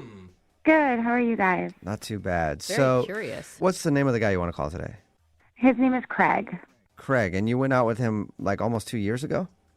Yeah, it was a little over a year and a half ago. And were you the one that didn't call him back originally? Yes. Why? Okay. Well, I felt like we had a really good date, and we ended up hooking up. But I was like in this phase in my life where I was kind of dating a lot, and I kind of felt like he really liked me, and I just wasn't ready for that. Oh, I totally know that that makes feeling. sense. You Now don't you're want a ready. relationship. Now you're ready for it. Kinda. I would hope so. Or open to it at least, right? Like, Yeah, I mean, I have sort of a different motive for wanting to reconnect. what's your motive? So after I ghosted him and blew him off, a little bit later, I found out that I was pregnant. What? Wait, with his kid? To be 100% honest, I can't say for sure. Oh my Okay. God! So there's a couple people that it could be. Yeah. This Oh is dramatic. This isn't just a date. This is a life. At the time, because I didn't know and I was sort of ready for it, I decided to do it on my own. So I have a beautiful daughter, and now that she's getting a little older, I'm kind of curious about her genes and where she comes from. So she's Okay. almost 2. No, wait. Year and a half. No, she's not even a year yet. Okay, I'm sorry. I'm trying to do the math of conception to now. Already trying to solve the mystery. So now you want to call him and tell him that he might be the father. And ask him for a date. How does that Well, work? this is how I was hoping you guys could help me. So when I do the math, Craig is the most likely father. Okay, and what are the odds here that we're talking? Like 80-20? It's like 30-40, but he's the 40. Okay. You're the most sure. So you're the most positive about him. A little bit better than 1 in 3 chance that it could be him. I don't want to freak him out and tell him, like, you might be a father. So I was hoping you guys could just set me up on a second date with him. And then if it goes well, I could, like end up at his apartment and steal like a strand of hair or a toothbrush. Oh, wow. And then figure out if he's the father and then tell him. Okay, so you want to try to steal some of his DNA. Not the DNA that got you pregnant, some other DNA. That's a terrible thing to spring on somebody unless you're sure. And I don't know any other way to find out. Okay, so you want us to get you a second date with him so that you can end up back at his place and steal something of his so you can take it to the doctor and see if he's the father of your kid. Well, maybe I could, like, cheek swab him while he's sleeping and bring it in. I just don't want to bother him with it unless it's him. I can't decide if this is like, it feels wrong, but I don't know if it's wrong. Like, if you're a guy, would you rather just know the upfront truth? Like, hey, there's a 1 in 3 chance you may be the dad. Do you want to get tested? Or do you want someone going behind your back and trying to I don't know. go detective on you? Just as somebody asking me, hey, or saying, I think you may be the father, do you want to get a test? I would flip out. Would you say yes or no? Oh, I'd say yes to the test for sure, but you'd instantly assume and you'd instantly be upset. I see what she means in that sense. So here's the thing, though, Nova. If we get you a date with him, would you actually ever think about dating him? Yeah, we really connected. I just wasn't in a place. And then, God, like, what do you call him up and say, I'm pregnant, it might be yours? I was in a weird situation. Yeah. Well, now it's even worse. I've already had the baby and it might be yours. But are you going to tell him that you have a kid at all on your second date? No, I'll probably just save that, if I can help it, until after I find out if he's the father. Okay. All right, so the goal here is get you a second date so that you can steal his DNA. That sounds so bad, but it's for the good. Yeah. You say it like that. Okay, well, we'll do that. We'll play a song and then come back and call him and get your second date update, okay? Okay, awesome. Thank you. All right, hang on. Moving 92.5. Brooke and Jubal in the mornings. Second date update. There's a lot riding on today's second date update. It's Brooke and Jubal in the morning. If you're just joining us, Nova is on the phone, and she wants to call a dude named Craig. They actually went out about 2 years ago, and... Hey, Nova, did you guys hook up that night? Yes. Okay, yeah, I was wondering, because Nova had a baby not that long ago, and she thinks that Craig might be the father. So, yeah, okay. My detective skills tell me that you guys hooked up that night. Yeah, normally one step leads to this last step. And Nova wants to ask him out on another date, not necessarily because she really, really wants to see him again, but she wants to see if she can go out on a date with him and get back to his place so that she can take a toothbrush or something and get it DNA tested because she thinks he might be the father of her new baby. There's a couple other options, but Craig is 40% probably the father. My question to you, though, is you don't want us to say anything about you trying to steal his DNA to get a paternity test, right? Yeah, obviously. No, I don't want to freak him out for no reason. Like, imagine somebody telling you that. Like, I'll never get on a date with him. Yeah. I want to make sure he is the father before I lay that on him. So I just want you guys to set up just a nice second date. Okay. You have good intentions, I know, but the only question that I have is, have you actually already contacted him and he's just not getting back to you? Or is this the first time we'd be reaching out to him in over almost 2 years? No, I haven't reached out to him because I don't know how to explain why I haven't been in touch in so long. Okay. Okay. So you haven't even tried to go out with him again. Okay. No.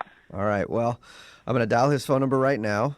And then, I don't know, I guess I'll just say, hey, life got in the way, she's busy. Because you're the one that stopped talking to him. He didn't even stop talking to you. And life did get in the way.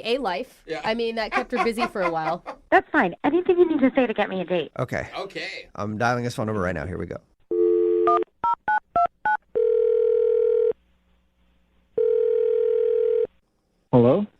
Hi, may I speak to Craig, please? This is C. Craig, how are you, man? This is Jubal from Brooke and Jubal in the morning. I'm sorry, who'd you say this was? This is Jubal from Brooke and Jubal in the morning. It's a radio show. A radio show? Uh-huh. Did I win something? No, not yet. You might have. I'm calling you today because we do a segment on our show. It's called the Second Date Update. It's where if you go out on a date with somebody and then end up not calling them after, they can email us to get you on the phone to try to figure out what happened. And we got an email about you the other day. Really? Mm-hmm. You been out on any dates recently? No, not in a long time. Okay. You go on a date about 2 years ago? Almost 2 years ago. Maybe. I need dates and times of all of the dates you've been on in the last 3 years, just to make sure we're safe. Are you guys messing with me right now? No, I'm not. Well, that part he was kidding about, but we got an email from a girl named Nova. Do you remember Nova? Yeah. You went out with her probably about 2 years ago. Do you have a good memory of who she is? Yeah. Sounds like you don't at all. Sure. You remember her? I remember Nova, yeah, but I mean, we went out on one date and then she kind of ghosted me. Yeah, she told us that, and she feels bad about that. She's actually thought about you a lot since then, and so she emailed us to see if we could get a hold of you and ask if you'd go out with her again. So let me get this straight. She emailed you, and now you guys are calling me on her behalf 2 years after we went out on our date. Yeah. To ask me out on a date. Yes. A lot can happen in 2 years. You're not, I mean, you said you haven't been on a date in a while, so you're not like, you don't have a girlfriend or anything now, do you? Actually, no, not right now. Okay. So that's good timing. I'm just kind of curious as to, like, why she's calling me now. Because, like, I tried calling her. Were you mad after she ghosted you? Yeah, I mean, I wasn't happy about it. I thought we had a good time.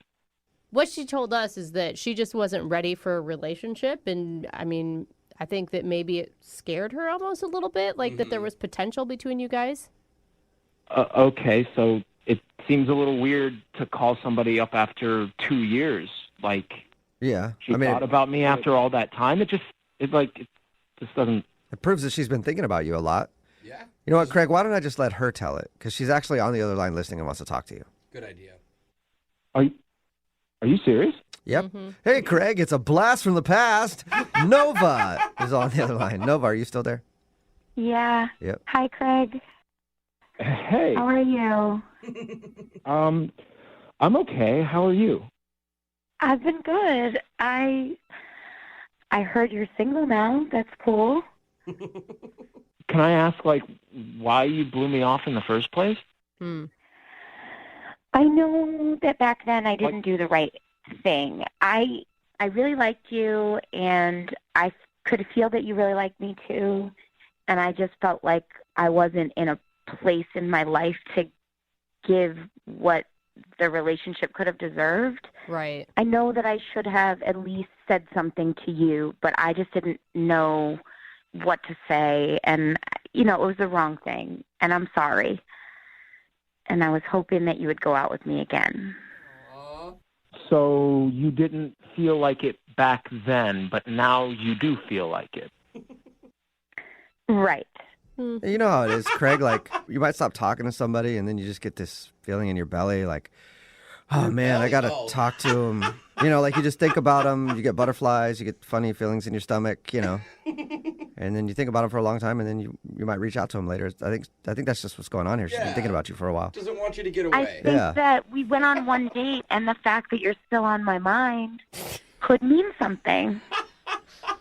Well, I mean, if it was like a week later or like even a month later, but like 2 years and you don't even reach out, like I called you, I texted you, and you just like you could have at least been decent and you could have just told me that you were in a different place or something. You could have just told me that at the time. Right. I know. I did not do the right thing. And I know it's only been 2 years, but I have matured a lot and been through a lot. And I mean, I think about all of the guys that I've dated, and there have been a lot. And you were the nicest, sweetest guy that I came across. And I just felt like I had to take this chance and reach out. So you dated a lot of people. Does that mean like you hooked up with a lot of people? Wait, is that a bad thing, Craig? I mean, you guys weren't dating.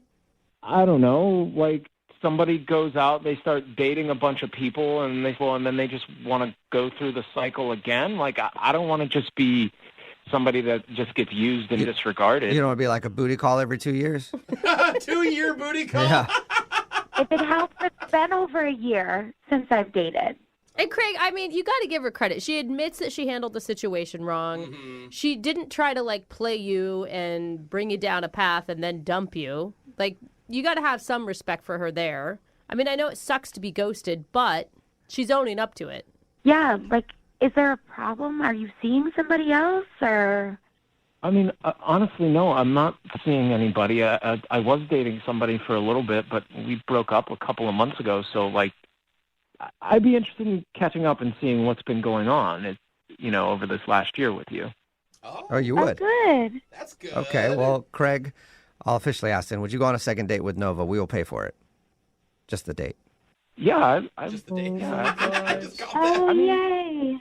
I mean, yeah, we did have a connection that night, I felt, so I would be interested in seeing you again and see if it's still there. Who knows? Maybe this one could end up like your last one back at your place. Yeah. Wait, hang on a second. I never told you guys that she ended up coming back to my place. Did she tell you that? Yeah, she told us that. She said that, like you guys hooked up the time you went out. And it was so good, it stuck with her all this time. Yeah, I mean, did your number change or something? Like, you want to text me or call me and we, like, figure it all out? Yeah, I have your number. I gave it to the radio station. Oh, right. Duh. All right, sweet. Well, oh, my God. We did it. Congratulations, Nova. You got your second date. Craig, I think it'll be cool for you guys to reconnect, Good luck. Oh, my gosh. And you guys have to give us an update of how it goes. Please, God, yes. We will. Okay. All right, Craig. Well, thank you for your time, man. I appreciate you talking to us, and good luck on your date. Yeah, have fun. Thanks. All right. Bye. See you. Okay, Nova. Oh, my God. Shut You're up. in there. It's You got your happening. date. We did it. Now, you have to promise us that you'll give us an update if you tell get us how you did his it. DNA and get a paternity test done, okay? I will. All right. This is Seriously, you have. If I see you on Maury Povich before this show, I'm gonna be so mad. Oh, my God. I would never. Brooke and Jubal in the morning. All right, we've been doing these second date updates for about a month now. We've heard a lot of excuses, everything from guy talked too much during the movies to somebody last week got hammered and peed in the parking garage while he was on his date and didn't remember. Some say excuses, others say valid reasons why there wasn't a second date. I think she was a little judgy on that one. Today we got Bob on the phone. Now, you emailed us about going on a date with a girl named Katie. What happened on your date? We had a great day. We went over to Shorty's in Belltown. Okay. We had dinner. We did pinball. You had dinner at Shorty's, so you just have hot dogs? That's kind of awesome. Yeah, that I'm is sorry. actually pretty cool. They do have great hot dogs. I would totally take him up on that. So you played around there for a little while, and then what happened? It was going pretty well. So we ended up coming back to my place and just kind of hanging out, having a few beers. We made out for a little bit. Nothing crazy. And in the last 2 weeks, I probably texted her or called her 3-4 times on the text and a couple of messages and nothing. No response at all? Nothing. You're not texting her like crazy or anything. It's just... No, I'm not a crazy guy. I texted her day after, had a really good time, nothing. Okay. You didn't tell her that you saw your future in her eyes. No, not at all. Just checking. Okay. Valid questions. You laugh, but with some of the things that we've heard, that could happen. And has. Yeah. I thought we hit it off. I thought it was a good, I was oh, this is sweet. She's cool. Okay, we're going to get your second date update when we call Katie and get her on the phone right after this.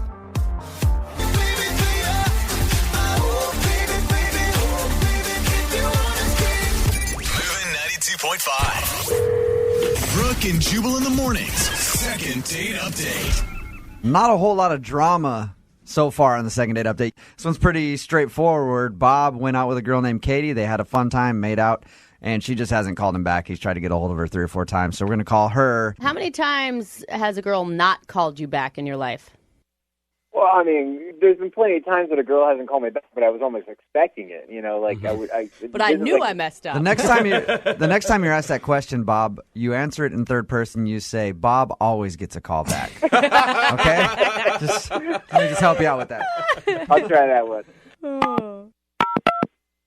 Okay, I'm calling her right now. Enjoy this ringback tone while your party is reached. Oh, nice. Oh, this is interesting. She is classy. Hello, Hi, may I speak to Katie? this is she. Katie, how are you? This is Jubal from Brooke and Jubal in the morning. I'm moving 92.5. Wait, you're like from the radio? Yeah, the radio station, moving 92.5. Have you ever heard our show? Yes. Of course, yeah. Excellent answer, Katie. You know what? I like to ask stupid questions. I apologize.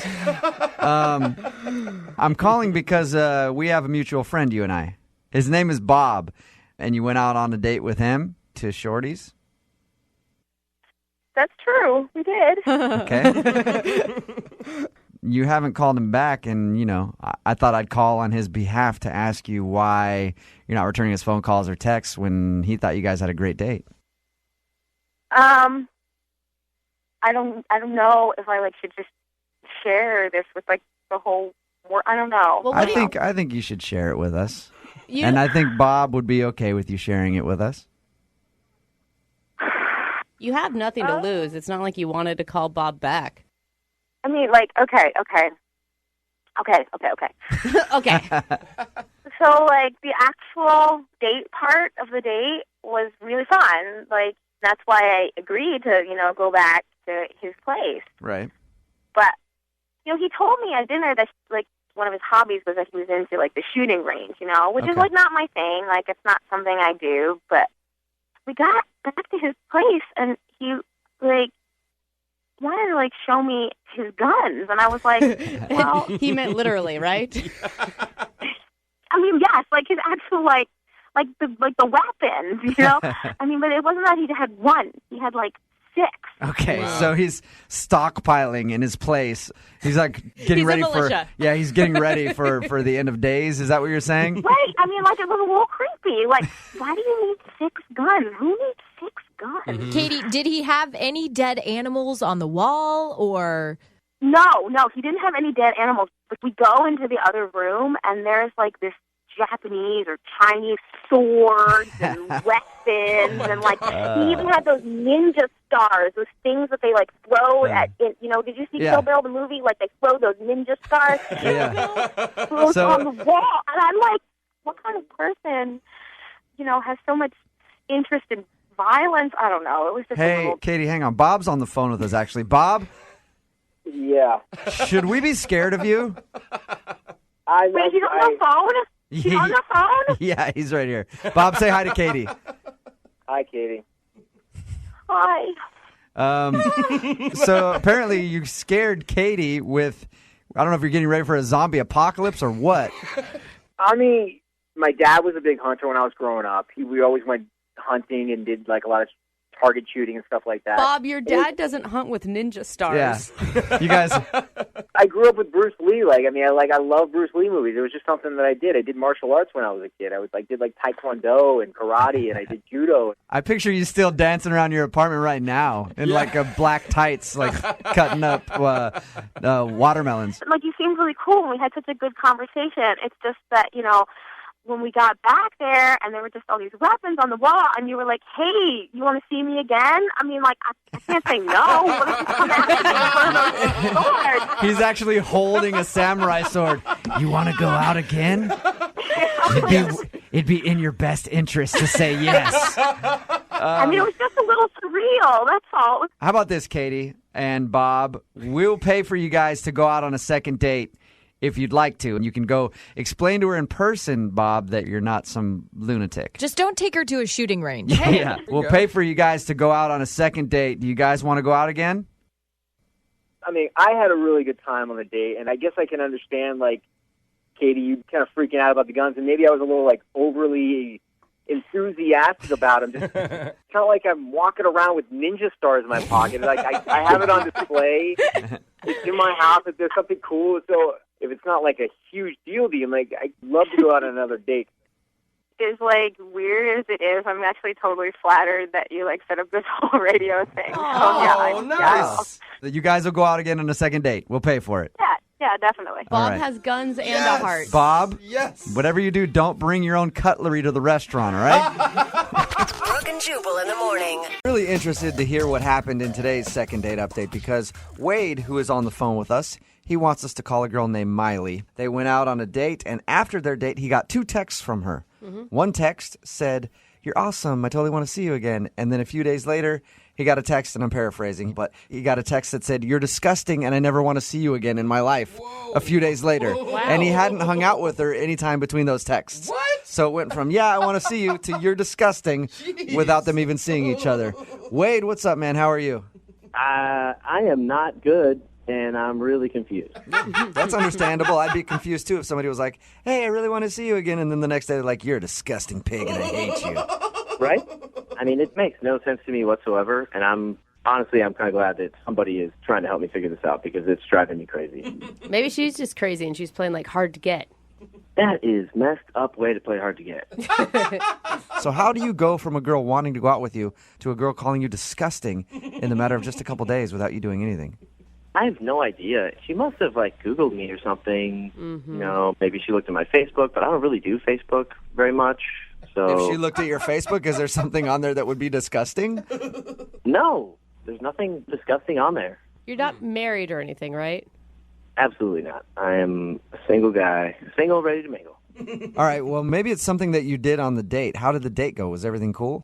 Yeah, everything seemed to be going fine. She seemed really into me. The meal was fun. I mean, to be honest with you, we did have a little bit to drink. So, you know. Okay, but the date obviously went well if after your date she was texting you saying she wanted to see you again. Yeah, I mean, she did leave really late at night. But She left late at night? Yeah, she left at 3 o'clock in the morning. I just Like from the restaurant? You guys... No. You know, we're definitely feeling each other. And so I was like, hey, why don't we go back to my place and hang out, watch a movie, have some cocoa. I don't remember what excuse I made. Have some cocoa? Does that usually kill it with the ladies for you? Sometimes. I don't know. So we grabbed an Uber and went back to my place. And we just kind of made out. And she left around, I don't know, sometime between 2 or 3. I wasn't awake. Okay. But wait a minute. Had you guys known each other at all before this date? No. We met through a dating app. And we talked for a while online through the app. But All right, so you have no clue why she's calling you disgusting all of a sudden and says she wants nothing to do with you. I have no idea. I mean, maybe she knows one of my ex-girlfriends who hates me, you know, and they've talked about me. Or she saw a weird post, and maybe she messaged somebody randomly online to ask about me. I have no idea. Do you have that much? I mean, how many crazy ex-girlfriends are out there? Because you sound like it's a very high possibility. I mean, I'm not young, you know, so everybody has at least 1 or 2 crazy exes. That's why you broke up with me, right? Okay, I will so give you that. You think in your mind there's a possibility she ran into one of your crazy exes and they talked a bunch of trash about you and now she thinks you're disgusting. That's the only thing I can think of. I don't know what else it could be. And you're not leaving anything out like, oh, I sent her a junk pic, by the way. I mean, I don't think I did that. I should check the phone. You should know if you're sending those things out. Hold on. Let me check real quick. I don't think I did. Okay. That's good. Well, we'll play a song, come back, call her, and get your second date update, all right? Okay. And find out why she hates you. Hang on. Thanks, guys. Moving 92.5. Brooke and Jubal in the mornings. Second date update. All right, we're in the middle of a second date update, and if you missed the first part, Wade is on the phone with us, and Wade is a bold-faced liar. Ooh. Whoa. Ouch. Wade. What? What are you talking about? Oh, you don't know what I'm talking about? I don't No. think anyone So, does. Wade, when we talked to you a little while ago, you told us that the girl you went on a date with texted you after the date saying that you were disgusting and she never wanted to see you again, and you said, I have no idea why. That's right. Well, I Googled your name. I got your last name from our producer, and I Googled Wade, and guess what I found? There's a Wade in Ohio who has 3 kids and a wife. And you said you weren't hiding anything. What's up with that, Wade? That is obviously not me. You're from Ohio? You're from Ohio? You got kids and a wife and you're going out on dates here? Oh. Hang up on him, Jubal. Yeah. There's a lot of Wade. That's obviously Nope. not me. I looked it up. Only one Wade in the entire world. Wow, Jubal, you should And be it's a that PI. guy. So disrespectful to come on this show and just lie to us like that, Wade. You guys are ridiculous. All right. Well, we're about to call Miley and see why, in fact, she isn't calling you back, because I guess there may be another Wade Miller out there. Are you ready to give her a call? Yeah, I'm ready. Let's do this. All right, here we go.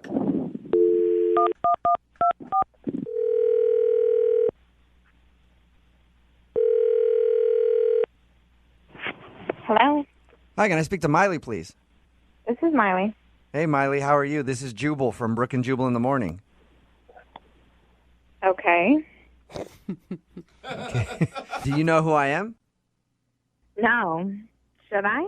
I guess you don't have to, but it'd be cool if you did. I host the radio show Brooke and Jubal in the Morning, and one of our listeners emailed us about you. It wasn't my mother, was it? No, it was not your mom. Maybe that's another segment we have to do on the show for a different time. I don't know, but we do a segment on our show called the Second Date Update. It's where if you go out on a date and then blow somebody off, they email us to see if we can get you on the phone and ask why. Okay. Any curious at all who emailed us about you? I don't really need to hear anymore. I'm pretty sure who emailed you, and he's disgusting. I had to go to the doctor because of him. What? You had to go to the doctor because I'm calling about a guy named Wade. I'm hoping we have the right person because I don't want to get somebody else's stuff out there. What? Yeah, you have the right person. Okay. And why'd you have to go to the doctor after going out on a date with Wade? He gave me head lice. Shut up. He gave you lice? Is that what you just said? Yeah. He gave you. Are you sure that he gave you lice? I'm positive. Why? How can you be sure? Well, he's the only person that I was, close with in a really long time, and after that, I had to go to the doctor to get the head lice removed from my head. You haven't been around like any kids, or there is no other way you could have possibly gotten head lice? Absolutely not. So Wade's the only person that you've been around in weeks. Well, the only person I was close enough to have those disgusting bugs jump onto my hair from, yes. Did it seem like he was itching his head and stuff while he was out with you? Well, yeah, he was scratching his head, and yeah, he's disgusting. Okay, so that's the reason you don't want to go out with Wade, because you're positive that he gave you head lice. Well, would you want to go out with somebody who gave you something after a date? For me, it's my thing. Like, I like going out with people that give me things. In all different shapes and sizes. But he's weird. But I'm into different stuff than most people, so I guess I can see where you're coming from. Well, thanks for being honest with us, Miley. I appreciate it. I hope the lice is gone now. Oh, yes, it's definitely gone. Oh, it's making me itchy just even talking about it. Seriously. Yeah. Miley, I should also let you know that Wade is actually on the other line listening, too. Are you serious? Mm-hmm. Wade, are you there? Hi, Miley. I don't think I have head lice. I don't think. Well, maybe you should go to the doctor and get it checked out, and then go through everything I had to go through to get them removed from your hair. Come on, I mean, this is ridiculous. I don't have head lice. Are you calling me a liar? No. I mean, I'm sure you had head lice. That came out wrong. I mean, I believe you, but I don't think maybe you didn't get it from me. All right, smartass. Then where did I get them from? I had to go put on a special shampoo to have these disgusting bugs killed, then have a tiny little comb through all of my hair to get their carcasses removed from my hair. Gosh. So where do you think that I got these bugs from if it wasn't from you? I don't know where you got them. Have you stayed at a hotel? No. I don't think you can get it that way. I'm just saying, you can get lice from places, not just people. Like, these things, I'm sure they jump around and stuff, So you don't have lice at all, Wade? I don't think so. I don't think so. I think you would know if you had lice, yeah. Yeah, that's what I'm saying. I don't have a clinical practitioner in front of me to confirm it, but You do have lice, Wade. I saw you scratching your head the entire time we were together, and I didn't. That's ridiculous. Just because I scratch my head? That's a symptom of head lice. Scratching. When you were telling this whole story, I was afraid you were going to say I had given you, like, gonorrhea or something. This is ridiculous. So you have gonorrhea. That's a possibility, but head lice isn't a possibility, Wade? I don't think you're doing yourself we any didn't sleep together, so that'd be pretty impossible. But, like, I actually got scared when she brought it up. You got lice, and she's trying to say I have lice. Wait. So you have other things that you could have passed along to her. No, I don't. I'm a clean person. I don't have these things. And not even to say that lice is for dirty people. Like, kids at preschool get lice. Yeah, but it doesn't. What is lice? It doesn't sound that way because you're like, I was so nervous. Thank God it was just lice. No, I don't have gonorrhea or any other STD. Okay, I just came out wrong. Well, all right. So now knowing this, I'd love to ask Miley if she'll go on a second date with you. Miley, would you like to go out on a second date with Wade? He could possibly have lice, but definitely doesn't have gonorrhea. We'll pay for the date. No. No? What if he went to the doctor and got checked and it turns out he's clean? You liked him a lot at one point. No, thank you. Wade, I'll ask her again if you promise to take an AIDS test. Can you do that? I don't have AIDS. This is ridiculous. I don't know, Wade. I mean, this is just a downward spiral. This is getting worse. I don't have any STDs. It starts, hey, everybody knows it starts at lice, and then it goes to AIDS. This is ridiculous. Brooke and Jubal in the morning. Whenever anybody says, I had to go to the doctor after going on a date with this person, it's usually never a good thing. It's never like, I had to go to the doctor because I was lovesick. My heart hurts so bad. It's Brooke and Jubal in the morning. I'm talking about today's second date update. This guy, Wade, went out on a date with a girl named Miley. Mm-hmm. She wasn't calling him back after the date. He had no idea why. And then when we got her on the phone, it turns out that she's convinced that her date with Wade made her have head lice. She got lice from Wade. Text in at 78592 that said, Miley is basic and Wade sounds cool. Lice and everything. It just shows that anybody will date anybody in the second date updates. Every time we do one of these, no matter how bad it is, people always text in like, I'll go on a date with them. Yeah, so you date a lice-riddled man like Wade. You don't, the thing is, she accused him of having lice. He said that he didn't have it. I just read an article where people were having lice because of taking selfies, because they put their heads together. Oh. And it's like having a whole influx of lice infestation. Yeah.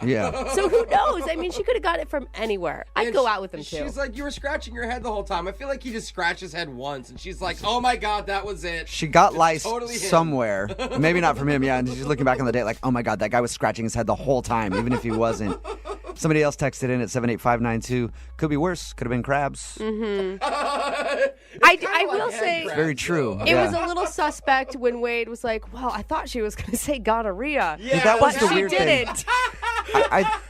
That was the weird thing. If you missed the second date update, we got the two of them on the phone, and she was saying, you gave me lice. He was like, no, I didn't give you lice. I don't have lice. I promise. But instead of just saying that, he goes, whoa, man, when you said you had to go to the doctor, I thought it was going to be gonorrhea. And so specific, not just like an STD. Yeah. Exactly. And he just kept digging himself deeper and deeper. Like, no, that's not what I meant. What I meant was there are other things you could get. And it sounded like he just had every STD on the planet. Even though as soon as she was like, I had to go to the doctor, he's like listing off all the things that he could possibly have given her. Other than lice. He's like, dude, I have gonorrhea, not lice. Okay? Seriously. I'm got so much chlamydia. I'm all clammed up. I got clammed everywhere. But head lice? Absolutely not. I'm not disgusting. Another text in at 78592 says, that girl is an idiot. You can get lice from just about anywhere, which is true. She could have been in a cab maybe and put her head on the back, the headrest. She shared a girlfriend's coat who had lice, or maybe a coworker who has kids that had lice, sat in her chair, who knows? I might have given him a chance and just been like, all right, well, go to the doctor and prove to me that you don't have lice, and maybe we'll go out again, because she said she liked him until that point. That's always a romantic first date story. Yeah, it is. We met, he gave me lice, I made him prove that he didn't have it, and we fell in love. And that's what I knew. Yeah. I did get gonorrhea from him, however, but at least it wasn't the lice. Remember, if you want a second date update, all you have to do is email the show, brookeandjubal@moving925.com. We will call the person who didn't call you back. Johnny Knoxville here. There are 3 words that every guy can say, and no woman can resist it. I am... well, I guess it's 4 words. Okay. I am a musician. Yep. Hear that sound right there? That's the sound of thousands of panties hitting the ground as soon as I said it. And that's what Lance is. Lance is apparently a musician. Okay, stop it, ladies. right. Stop it. We can hear you. Lance, what's up, dude? How are you? I'm doing all right. How are you guys? I'm good. I read your email about the date that you went on. The girl's name is Eliza? Yes, sir. Okay, and your email said that you invited her to a show. I did. Oh, you sly dog, you. How'd you meet her? Well, I mean, I don't mean to, not embarrass myself, but I met her on Tinder like all of us do. Yes.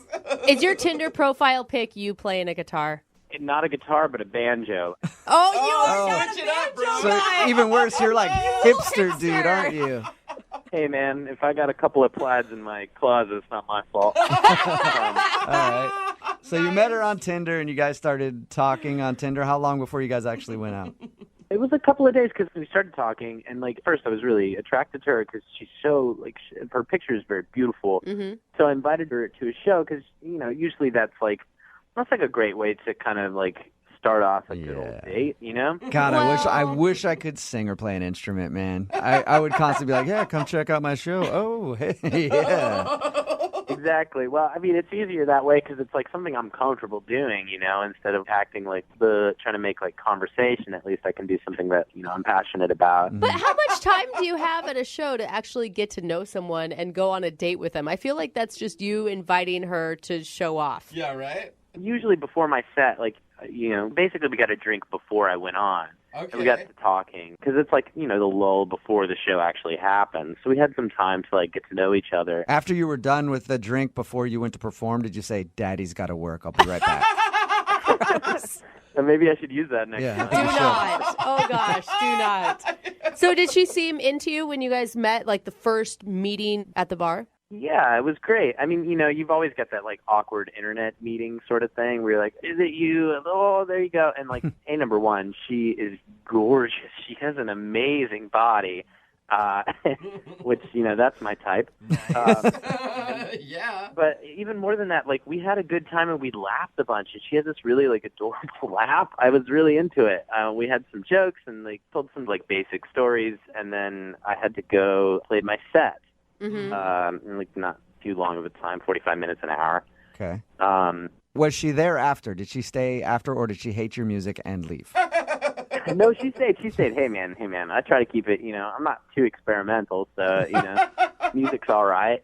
So this is embarrassing, but, she stayed after I finished playing, and there was a lot of people who kind of wanted to, meet and greet and, talk, and, people come, fans and things like that. Mm. But the worst part was 75% of those people who kept me from hanging out were some gals trying to get Oh, yeah. Get in your pants. Just say it. Who doesn't want a hot banjo player? I don't know what it is, but a banjo player who also plays a good guitar now and then is a little irresistible, I guess. I don't know. But either way, there were a bunch of gals looking pretty sort of, puppy dog-eyed at me and oh, yeah. I don't want to be a and leave. Yeah. But all these people are there, and she came up to me and said something I see you're busy, and I didn't want her to go. I was like, no, I promise I'll just get rid of these people. We can get a drink somewhere else.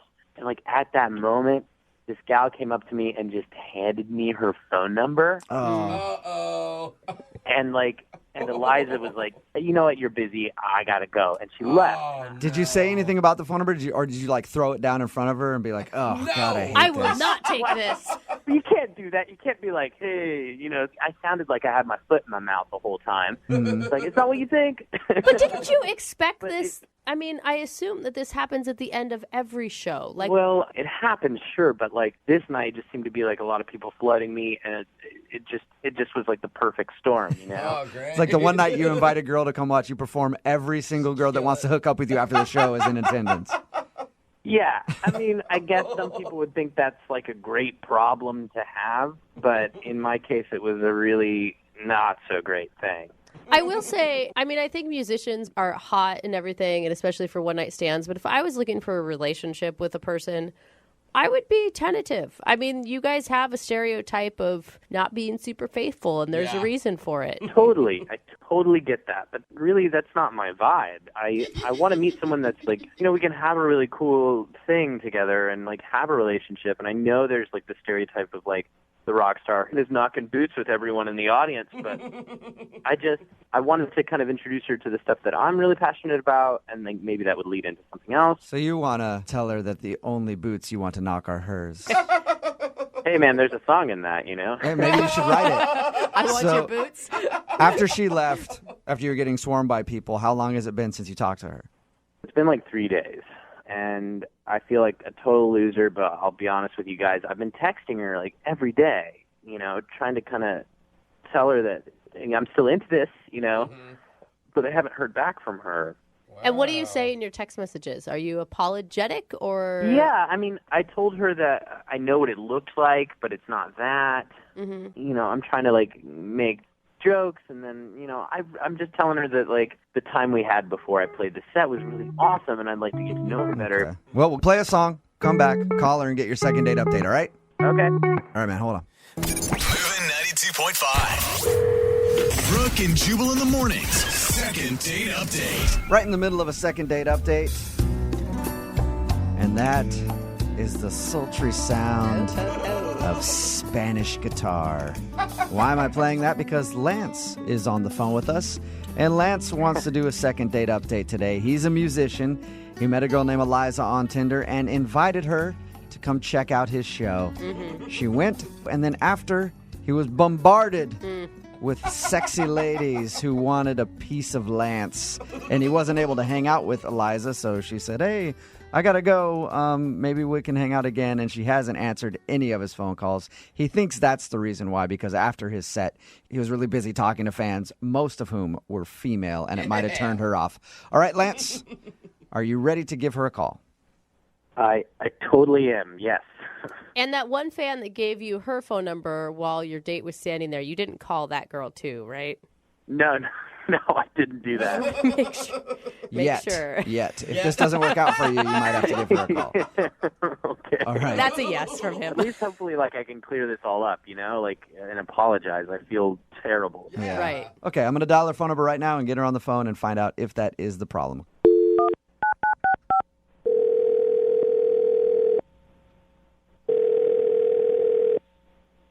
Hello. Hi, is Eliza there? This is. Hey, Eliza, how are you? This is Jubal from Brooke and Jubal in the morning. Okay. Do you have a second to talk about something? We do have a listener to our show who knows you and asked us if we could get you on the phone to ask you a couple questions. I'm not interested. I'm not really interested. What if I say the name Lance? Lance? Yeah, he's a musician. You guys met on Tinder. You went to his show. Yeah, wow, you know a lot. I do. I know a lot because we talked to Lance, and Lance told us about how you guys met, and he also told us that you're not calling him back and he wants to see you again. So he asked us if we could get you on the phone and find out why you're not getting back to him. Interesting. Was it too much? Like you were a little overwhelmed with all the attention he got at the end of the show? Wow, he told you about that too. Okay. He's told you a lot. Yeah. Well, we talked to him about your date. He told us he really liked you, by the way. But he says that he thinks you might have been turned off because after he was done performing, there were a lot of girls talking to him and he didn't really have time to pay enough attention to you. Yeah, that didn't really work out. That was kind of rude. He seemed sincerely sorry for putting you in that position, though. Well, you have to have fans, right? I totally get it. You're a musician. You have to have a fan base in order to do well. Right. But it's just all of his fans were girls, so there's that. So you're saying that he's getting a fan base by flirting with women, and that's what I witnessed. So you don't think they just liked him because of his music? Oh yeah, they definitely liked him because of his music. After a few songs, I could definitely notice a bit of a trend. Every single one of his songs is about a different girl. Like, every single one has a different name in it. Really? Different girls? Oh, yeah. Like it's all sexual stuff, or? I mean, no, it's not all sexual. I mean, like some of it's like emotional, oh, my heart's breaking, all that stuff. There was one, I think it was called Mandy's Eyes, I think was one of them. Mandy's Eyes? Oh, he's like actually naming the song after women. Oh, yeah. And the next song was about someone named Lucy, and then there was a Zoe at one point. And I was like, it's kind of impressive that he could like fit Zoe into a song. Was he giving background like, this is for the girl Zoe who broke my heart into a million pieces right after Lucy broke it before? Yeah, but like he would be very vague about it, so it would be more like, this is the time when I felt like my heart got ripped out of my chest. But like the first time or something, you know what I mean? So you wouldn't like talk specifically about that girl, but then he'd go into the song and you'd be like, oh, okay. So another one. Yeah, but I mean, Taylor Swift does that, and she makes billions and billions of dollars. I mean, that's kind of what a lot of artists do. Right, but like I don't know that she's surrounded by like boys at the end of the night who are giving her their number. Stuff, Everybody's trying to be the next Lucy or Mandy with him. That's what I'm saying. I mean, I couldn't tell if he was talking about a previous relationship or a current one or like a fling he had. And Lord knows I don't want to become a subject of one of his songs. Hey, Eliza, thank you for being honest with us and telling us what happened on your date. I appreciate it. Yeah, totally. It is what it is. Yeah. Well, I feel like I must be honest with you at this point and let you know that Lance is actually listening and wants to talk to you. Wait, I'm sorry, what? Yeah, Lance is on the other line and he wants to talk to you. Are you kidding me right now? No. Lance, are you there or did you go away? I'm here. Hey, Eliza. I'm sorry that it has to be this way, but, I mean, this is the only way I could do it because you wouldn't respond to any of my texts or calls or anything. I thought we had a great time, Yeah, sure. We had a great time in the beginning. We were laughing, joking around, but, I was trying to be nice and thank you at the end of the night. But do you know that one of the groupie girls elbowed me aside, digged her elbow right into my rib? And I'm not joking you when I tell you she said, back off, honey. I'm getting into Lance's pants tonight. Way to go. Wow, Lance. I kind of want to high five him for some reason. Nice, dude. I'm sorry, Eliza.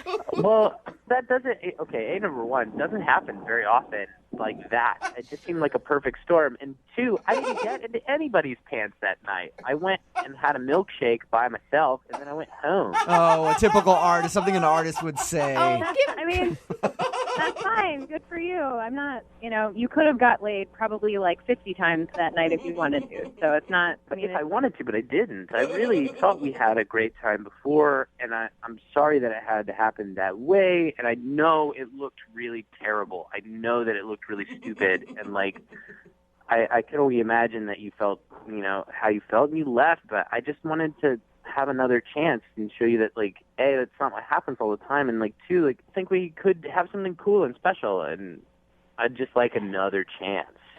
Lance, come on. Every single one of your song references a different girl you've been with. Like, who is Backdoor Jen, by the way? Backdoor Jen? That sounds like a song we all want to hear. Well, hold on. Backdoor Jen? That song is a total joke. That song is a joke song, and if you've been to, like... I mean, how is it supposed to know it was a joke? Every single song you sang had a different girl's name in it.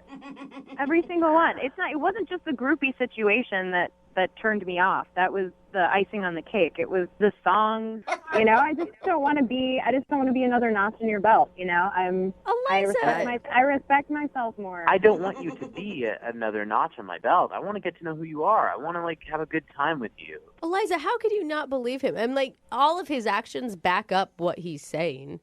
Well, it's just what he's saying, right? I don't know for a fact that he didn't go home with anyone else. True. But why are you so worried about it? You just met him. Give him another chance. Yeah, and I know it's taking a risk, but I guess I'm just asking you to take that risk, Or what? I'm going to be in one of your songs if I don't take that risk? I mean, come on. I don't write a song about, every girl I ever dated. But, okay, if I ever get a second date with you, I promise you I will never write a song about you. Hey! Eliza, would you like to go out with Lance again? We'll pay for a second date. Yeah. Before you answer that question, I've been going out of my mind, and I wrote you a little something. Okay. Oh, nice. Are you kidding me? This is. Is that all right, guys? If I play a little Yeah, tune? go for I'm it. sure this isn't the first time you've done it. Let's hear it.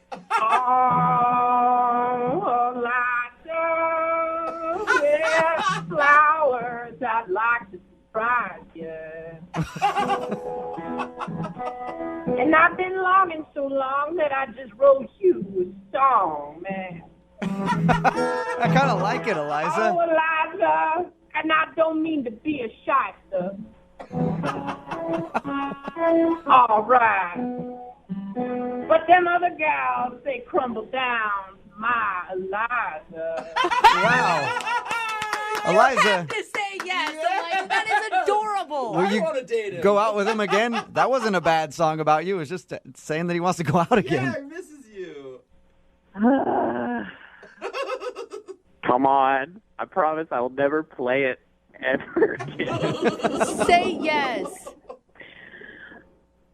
I will give you one more date, but we cannot go to one of your shows. Yes. I pick where we go. All right. Awesome, you two. Got a lot to make up for. Congratulations, you guys. I think, Eliza, you made the right choice. Lance, good work on getting a second date. Oh, thank you, brother. You Yeah. guys helped me out so much. Hey, can you help us out now that the second date is over? Would you mind singing us a real quick song to get us out of this whole thing? A real quick song? Yeah, just like something to get us out of the second date update would be awesome. All right, great. Hold on just 1 second. It's done. This date is happening. Thank you, Brooke and Jubal. We got ourselves a second date, and that's all right, so thanks. I love it. Brooke and Jubal in the morning. Text in at 78592 says, I think you guys just talked to the male Taylor Swift. Talking about today's second date update. This guy named Lance, who's a guitar player and a musician, wanted to call a girl named Eliza. Their first date was at one of his shows. He said, come check out my show. And she was there and she watched it. And he said after the show, a lot of girls approached him like they always do because apparently he's hot and he can sing. Yeah. So women so seem jealous. to like that. I am I know, very, he's, like, very bitter. jealous. Whatever. Very jealous of me. Yeah, all right, fine. Yeah, you're sexy and you can sing and whatever. But she didn't want to call him back because apparently all of his songs are about other women. And their titles are even women's names. Yeah. I mean, it's one thing to sing about love in general, but very specific. So she was scared she would be the subject of one of his songs. Yeah. And But she she didn't also want to date him. Probably wants it a little bit. Yeah. I mean, like, you don't want to be a song subject, but on the other hand, that'd be kind of cool. That's how it works. It's me and Jubal, I take girls to comedy shows, and afterwards we always do meet and greets, and it kind of backfires. Like, girls are like, oh my God, you talked to all these girls, and they're like, but I'm going home with you. Yeah.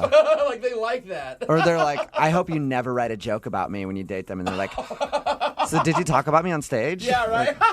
All right. God, you guys He ended up actually getting a second date, though, because he sang her a song in the second date update, and that wooed her. And she was like, all right, I'll give you another shot. He was darling. I'm sorry. I would have fallen for that in like 2 seconds. Yeah, a lot of people are texting in at 78592 saying they want dates with this guy. Yeah. If you want a second date update, all you have to do is email the show, and we will call the person who didn't call you back. Moving 92.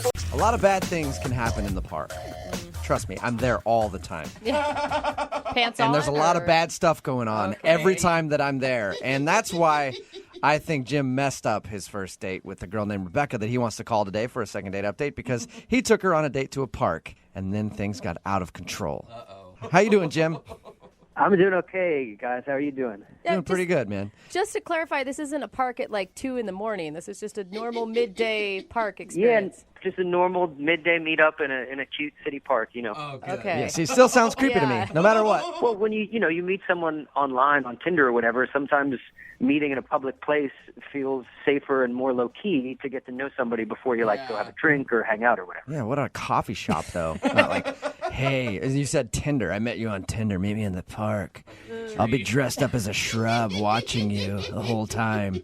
Well, I just dress like a normal person, not like a tree or anything. That's weird. All right. Well, that's not what I'm picturing. So anyway, tell us a little bit about the girl that you want to call today. You said in her email that her name is Rebecca.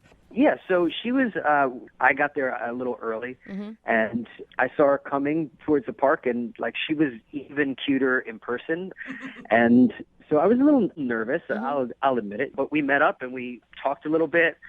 I said, like, do you want to sit down or do you want to walk around and hang out? And we decided to walk around the park. So that's how the date started. We walked around for maybe a half an hour, just like, chatting, getting to know each other, and it was really cool. And you said she was cuter than her pictures. Are you also truthful in your representation?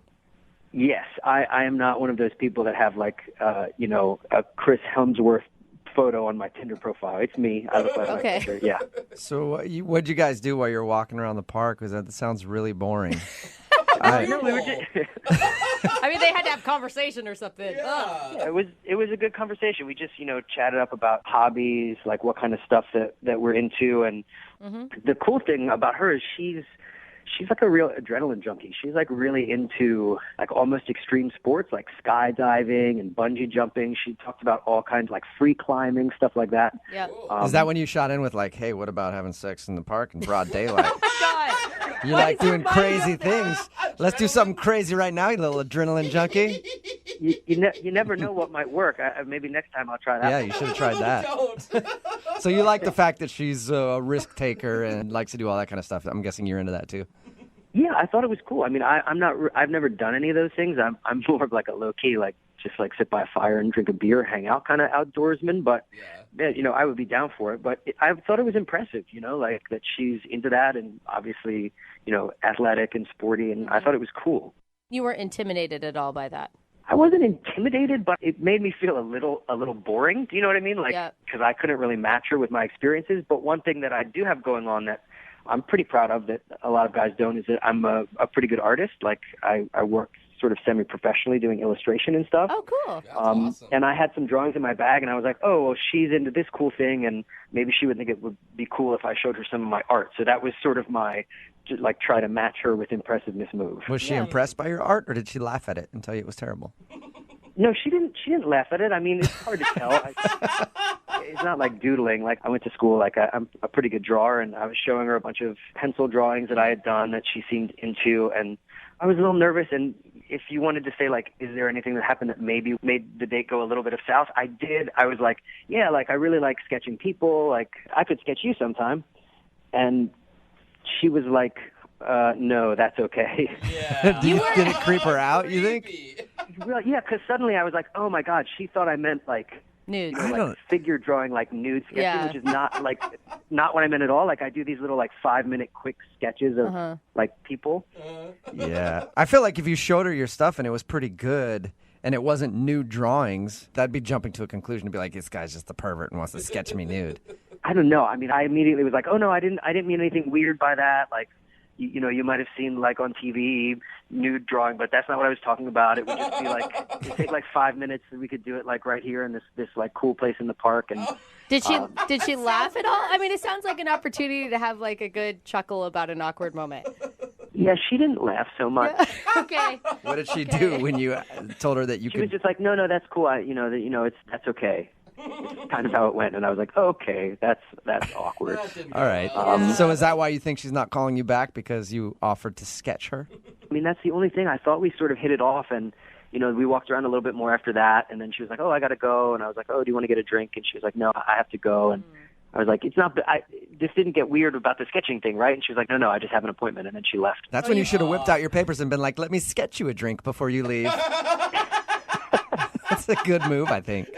That's not a bad move. I filed that one away. Yeah. So she said no to a drink and left. And is that the last thing you've heard from her? Yeah, I messaged her a couple times, and I thought we hit it off, actually. Like, it was pretty low-key and chill, and I'd love to see her again, but she hasn't gotten back to me. All right. Well, we'll play a song, come back, call her, and get your second date update, okay? Okay. Thanks, guys. Hang on. Moving 92.5. Brooke and Jubal in the mornings. Second date update. When you think of the greatest artists the world has ever seen, you think of names like Rembrandt and Picasso and Jim. Good old Jim. Sitting in the park, sketching naked women. That's what Jim is known for in the art world. No. Am I right, Jim? That is so not true. Hey, don't worry, Jim, look, I would rather look at anything that you've sketched than what other crap Rembrandt and Picasso are doing. Oh, man, that you was think those crap. guys have a website? I don't think so. Yeah. Okay, thank you, but I want to correct the record. I do not draw nudes. Maybe that's At the least problem. Not for public consumption. Okay. I mean, Well, I want to see some of your private collection then. I'm really interested We can in talk that. offline. All right, cool. Oh my okay. God. Only Take you care of guys that. are pervs about nude drawings. What is wrong with you? Why am I talking about Jim being an artist? Well, we talked about his date that he went on with a girl named Rebecca. He wants to call her right now for a second date update. They met at a park because they met on Tinder and he wanted to meet at a public place. And during their date, he showed her some of the sketches that he does and then offered to sketch her. And that's when she seemed to get kind of weirded out and asked to leave. And she hasn't talked to him since. And that's the only thing you can think of that went wrong. Yeah, that's the only thing that comes to mind. I thought it went really well, actually. And you said that she was like an adrenaline junkie. I mean, maybe she was looking for somebody who can do those type of activities with her. Yeah, I mean, maybe, but it's not like I said that I wasn't willing to do that stuff. I mean, I Okay. would go bungee jumping or whatever. I would be into that. Okay. All right. Well, I'm going to dial the phone number right now, get her on the phone, and see what went wrong, okay? Okay, great. All right. And hey, if this doesn't go right for you and she doesn't want to go on a second date, don't worry. I will be your muse. If you need to sketch anybody, Jim, you can sketch me. No, dude. I will be your Mona Lisa. Okay? Okay. All right. Here we go. I'm going to dial her phone number right now. Here we go.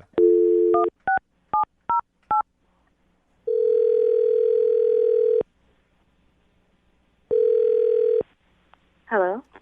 Hi, can I speak to Rebecca, please? This is she. Hey, Rebecca, how are you? This is Jubal from Brooke and Jubal in the Morning. I'm sorry, who is this? Jubal from Brooke and Jubal in the Morning. It's a morning radio program. Okay. Okay. We play a lot of crappy music and then sometimes talk in between that music. All right. Well, not all the music's crappy. Some music's decent, some's crappy. It's I just don't like think music, that you know. she needs It's that. like all kinds of. I mean, we play music and we talk sometimes. That's basically what happens. Is this really a radio show? Yes, it is. It's quality, isn't it? It makes you want to listen. I'm calling you because one of our listeners recently emailed us about you. What? Yeah, his name is Jim. He emailed us and wanted us to get a hold of you because you guys went out on a date and now you're not calling him back. And Jim is very curious if you did something wrong. He really contacted you about our date? Yeah, he said he liked you a lot and was hoping to go out with you again. We talked to him about your date. And he said that you guys met on Tinder and then went to the park and hung out for a little while. And then at a certain point, you were just like, well, he told us that he offered to sketch you. And he thinks that might have creeped you out, but he meant it in the most innocent way possible.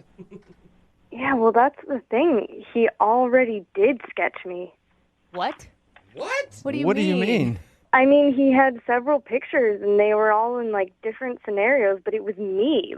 The girl was me. Are you Whoa. sure it was you, or are you just reading into it? Oh my gosh. No, seriously. I mean, he had a headshot of just a girl, definitely me.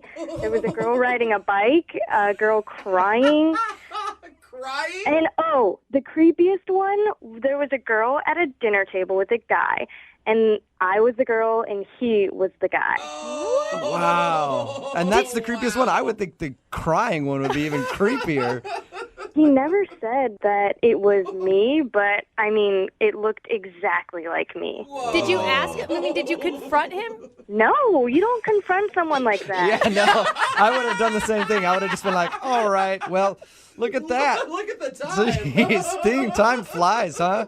And I would have been out of there, too. Are you sure that it was you? No question in your mind. No question, yeah. It was definitely me. Is there any distinguishable feature that you have?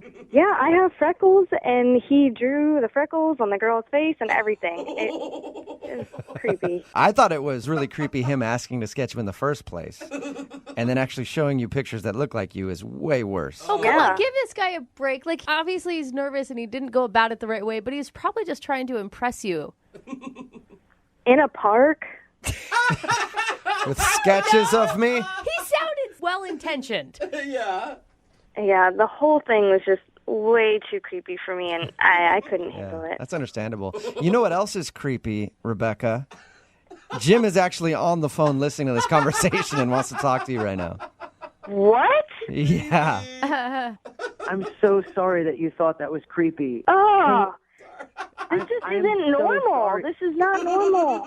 Those are not sketches of you. I'm so sorry. What do you mean they weren't me? They looked exactly like me. I mean, a lot of those I drew before I even knew you or, like, met you or saw you or anything. I mean, if there's a resemblance, it's totally a coincidence, I swear. The freckles? What about the freckles? Yeah, I don't know. I mean, maybe, like, I think freckles are cute, and I was drawing a girl with freckles, and then I saw you, and maybe, like, you looked like something I had in my head already or whatever, but... Jim, are you sure you didn't sketch pictures of her before meeting her? No, definitely not. I mean, you know, like you see images and like if I had seen her face, maybe that worked its way into a drawing or whatever. But I swear I was not sitting at home like full Silence of the Lambs, like sketching from your Tinder picture. Like I swear to you. Come on, give him like the benefit of the doubt here. I think he sounds like a nice guy, and obviously he'd be attracted to you if he was drawing women who kind of looked like you before he even met you. I don't think I think the same way. This is just too much of a coincidence that we're on our first date and he shows me pictures and the girl looks just like me. Listen, Rebecca, I'm really sorry. Now I feel horrible that you thought that I was some kind of like sketchy, sorry, pun intended, like this freaky guy that was drawing you. I swear that is not what was going on. And I know the radio show thing is a little weird and the whole thing is really weird, but I had a great time with you and I think you're really cool and I would love to just like reset and like hang out somewhere of your choosing. We can do something. No sketchbooks, like just hang out. I'm really sorry about this whole thing. It's so weird. I'm sorry. Yeah, I just can't get rid of the image of me looking at myself crying in your picture. I mean, what was I even crying about? It wasn't you. It's just it's an image. There's no like story or context. It's just a random person. It's just like a circumstance. There's no story behind it. Hey, Rebecca, would you like to go out with Jim again? We will pay for a second date. Oh, give him a second chance. I don't think so. I'm sure he's busy drawing other girls on Tinder. Oh my Are God, you sure? you're Is so there any mean to way? him. Is there any way that he could prove to you that these drawings aren't of you? Maybe you want to see him again. Like you guys could go out to a restaurant. He could show you the pictures again. You can look at them and maybe dissect them a little more. Maybe it was just in the moment. So you want me to schedule another date with some random guy that drew pictures of me ahead of time? That's what you want me to do right now? Oh my Yeah, God. you know what, Rebecca, you're right. Never mind. Forget I asked. Put it that way. Jim, Poor Jim. I'm sorry you did not get a successful second date. I knew I should have left the sketchbook at home. It's Yeah. just like Yeah, Maybe in the future do that. Leave the sketchbook at home. there will be a woman out there that appreciates your talents, Jim. I'm sure there will be. thank you for saying that. And you're probably drawing her right now. It's brutal. You guys are brutal. Brooke and Jubal in the morning. Text in at 78592 that says, that guy is a serial killer. Run. It's Brooke and Jubal in the morning. Talking about the second date update. This guy, Jim, wanted to call a girl named Rebecca. He liked her a lot. They went out on a date. She wasn't calling him back. It turns out that Jim is an artist. And during their date, he took out some sketches to show her that he's done. Showing off a little bit, right? Sure. This is my interest. I like to sketch things. She wasn't calling him back because all of the sketches looked like her. And that creeped her out, which I can understand. That's very creepy. Yeah. I still think it's by chance. I think that he was drawing something in his imagination, and that's why he was attracted to her. But according to her, it looked exactly like her. And there was one with a woman crying with like a single tear rolling down her cheek. If I was dating somebody and they were like, check out my art, and it was a picture of me crying, I'd be pretty scared too. No, it's not like, you're in a coffin or anything. Oh, I mean, yeah. Famous last words. What can it hurt to go out with this guy again? Remember, if you want a second date update, all you have to do is just email the show, and we will call the person that didn't call you back. Brooke and Jubal's second date update. Bad friends will just tell you what you want to hear. Good friends true. will be truthful with you. Yeah. Which is why I don't have any good friends, because I don't want to know the truth about myself. Okay. And Mark, who is on the phone for a second date update today, apparently has some good friends who are very truthful with him about his dating life. And he says that helped him. Apparently, he tried to change something in his dating life recently. And he went out with a woman, and now he's not getting a call back from her. What's up, Mark? How are you? How's it going? pretty good. So what did your friends tell you?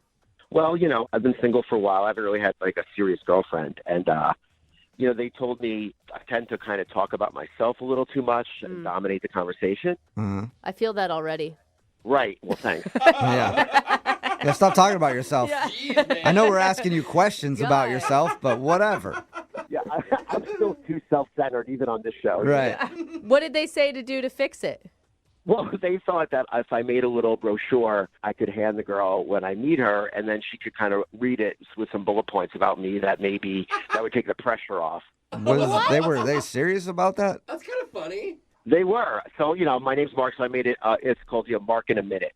And I have this just quick Mark in a Minute brochure that it's just a quick little thing, catches you up on me. It's like a picture, measurements. Okay. Measurements even. So That's it's like awesome. a dating profile within a brochure. Is there... Like a travel dating brochure. Yeah. I mean, it worked for that dude on Tinder who had like a PowerPoint profile, and women were going crazy for him. So you take a brochure with you when you go on dates now. Right. So, it talks about like my hobbies and things like, broken down seasonally, the different things I like to do. Isn't that awkward though? Just sitting there while she reads it and you're just staring at her while she reads about you? Like, Exactly. You would think that. But when we met up, I went to get a couple drinks. So I handed her the brochure.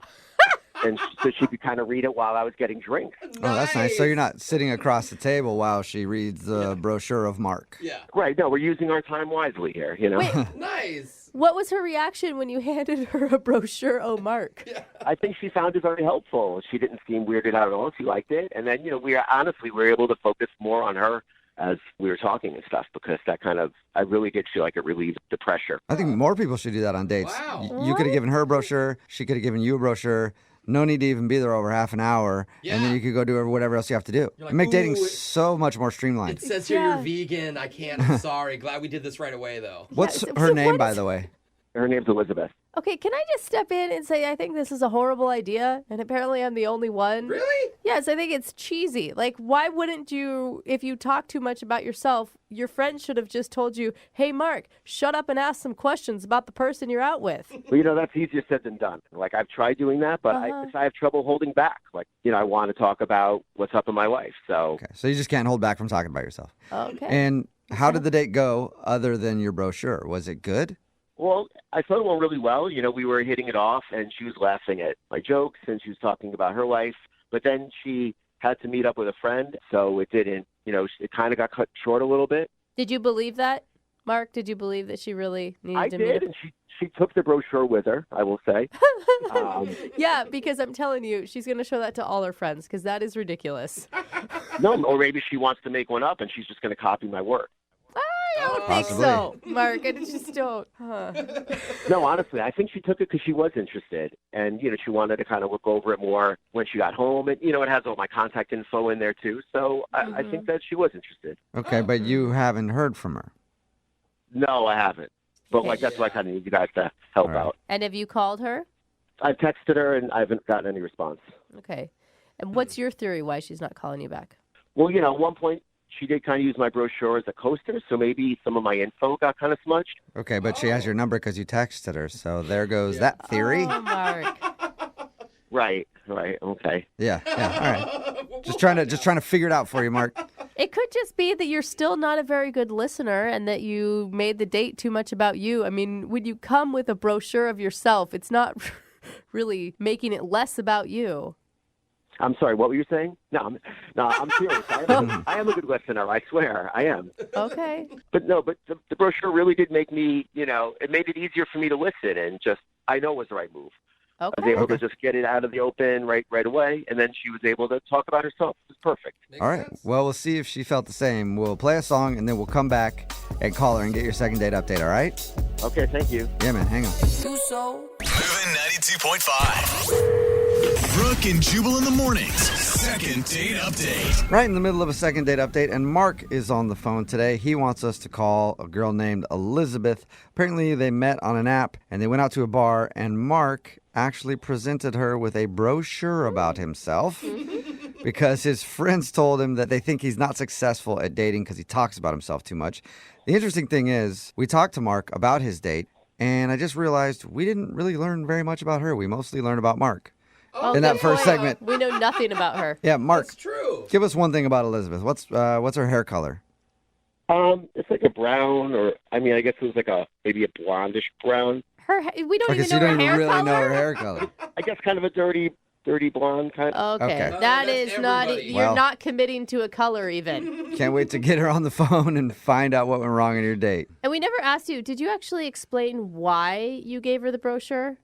No, I felt like that would have been a little awkward, so I didn't bring that up. I honestly think that probably would have been the better decision to be like, Yeah. I gave you that brochure because people said I talk about myself too much, so I figured I'd get everything out of the way right now instead of just having her wonder why you brought a brochure along. Maybe that should be on the front of the brochure. Yeah, you can just add that in there so that they know why you're giving it to them. There you go. Why are you talking at all on a date? Anyway, I'm going to dial her phone number right now. Here we go.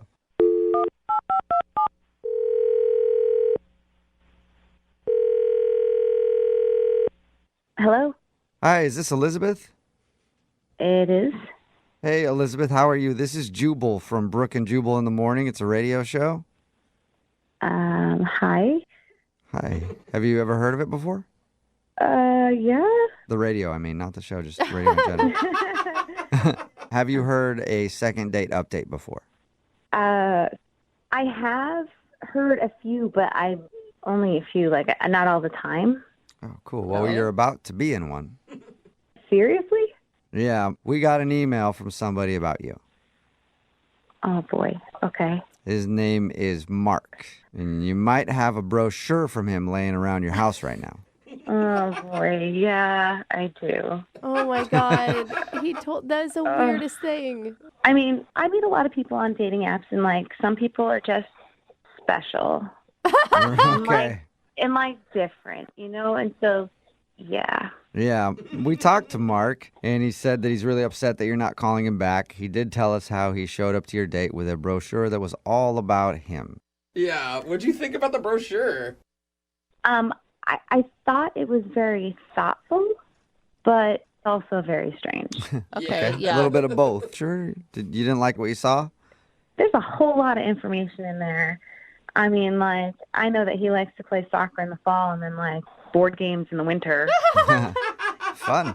You know, his GPA's on there for some reason. I don't even remember what it is, but GPA. Oh my God. It's like you almost got like a resume essentially for your date. it was like an audition, yeah, almost. Okay. I mean, did you find some humor in it? I mean, like, I thought it was funny. I don't know if it was intentional or not to be funny, but it was funny. I mean, I thought it was clever. Were you able to move past it and have a good time with him? I mean, we had good conversation after that, but there was a part where the conversation started to peter out. And so he got uncomfortable, I got uncomfortable, and so then he just grabbed the pamphlet and he said, okay, so, let's play a game. I'm going to test you on, like, how much you know about me. What? Like a pop quiz? No. Yeah, and I have test anxiety anyhow, but this is like ridiculous. He's testing you on the brochure that he took that's about himself. Yeah, it was like a half hour. Oh, No, wow. wait, it wasn't a joke? It was not a joke. He told me it was going to be a lot of fun, and so I said, I don't really know. But then he actually just sat there and tested me. It's like, what was my GPA in high school? I'm like, I don't remember. Like, how tall am I? I don't know, man. What was going through your head? It's a lot of pressure. Like, I think he expected me just to absorb everything about him, and I didn't. And then the conversation became like all about him, really, because he's asking me all these questions about himself. That's funny because there is a specific reason that he does that brochure thing. Yeah. Why does he do it? Well, I don't want to tell you. I'll just let him tell you because he's actually on the other line listening and wants to talk to you. Oh, right. Yeah. Mm-hmm. Yeah. Hey, Elizabeth. How you doing? Hi.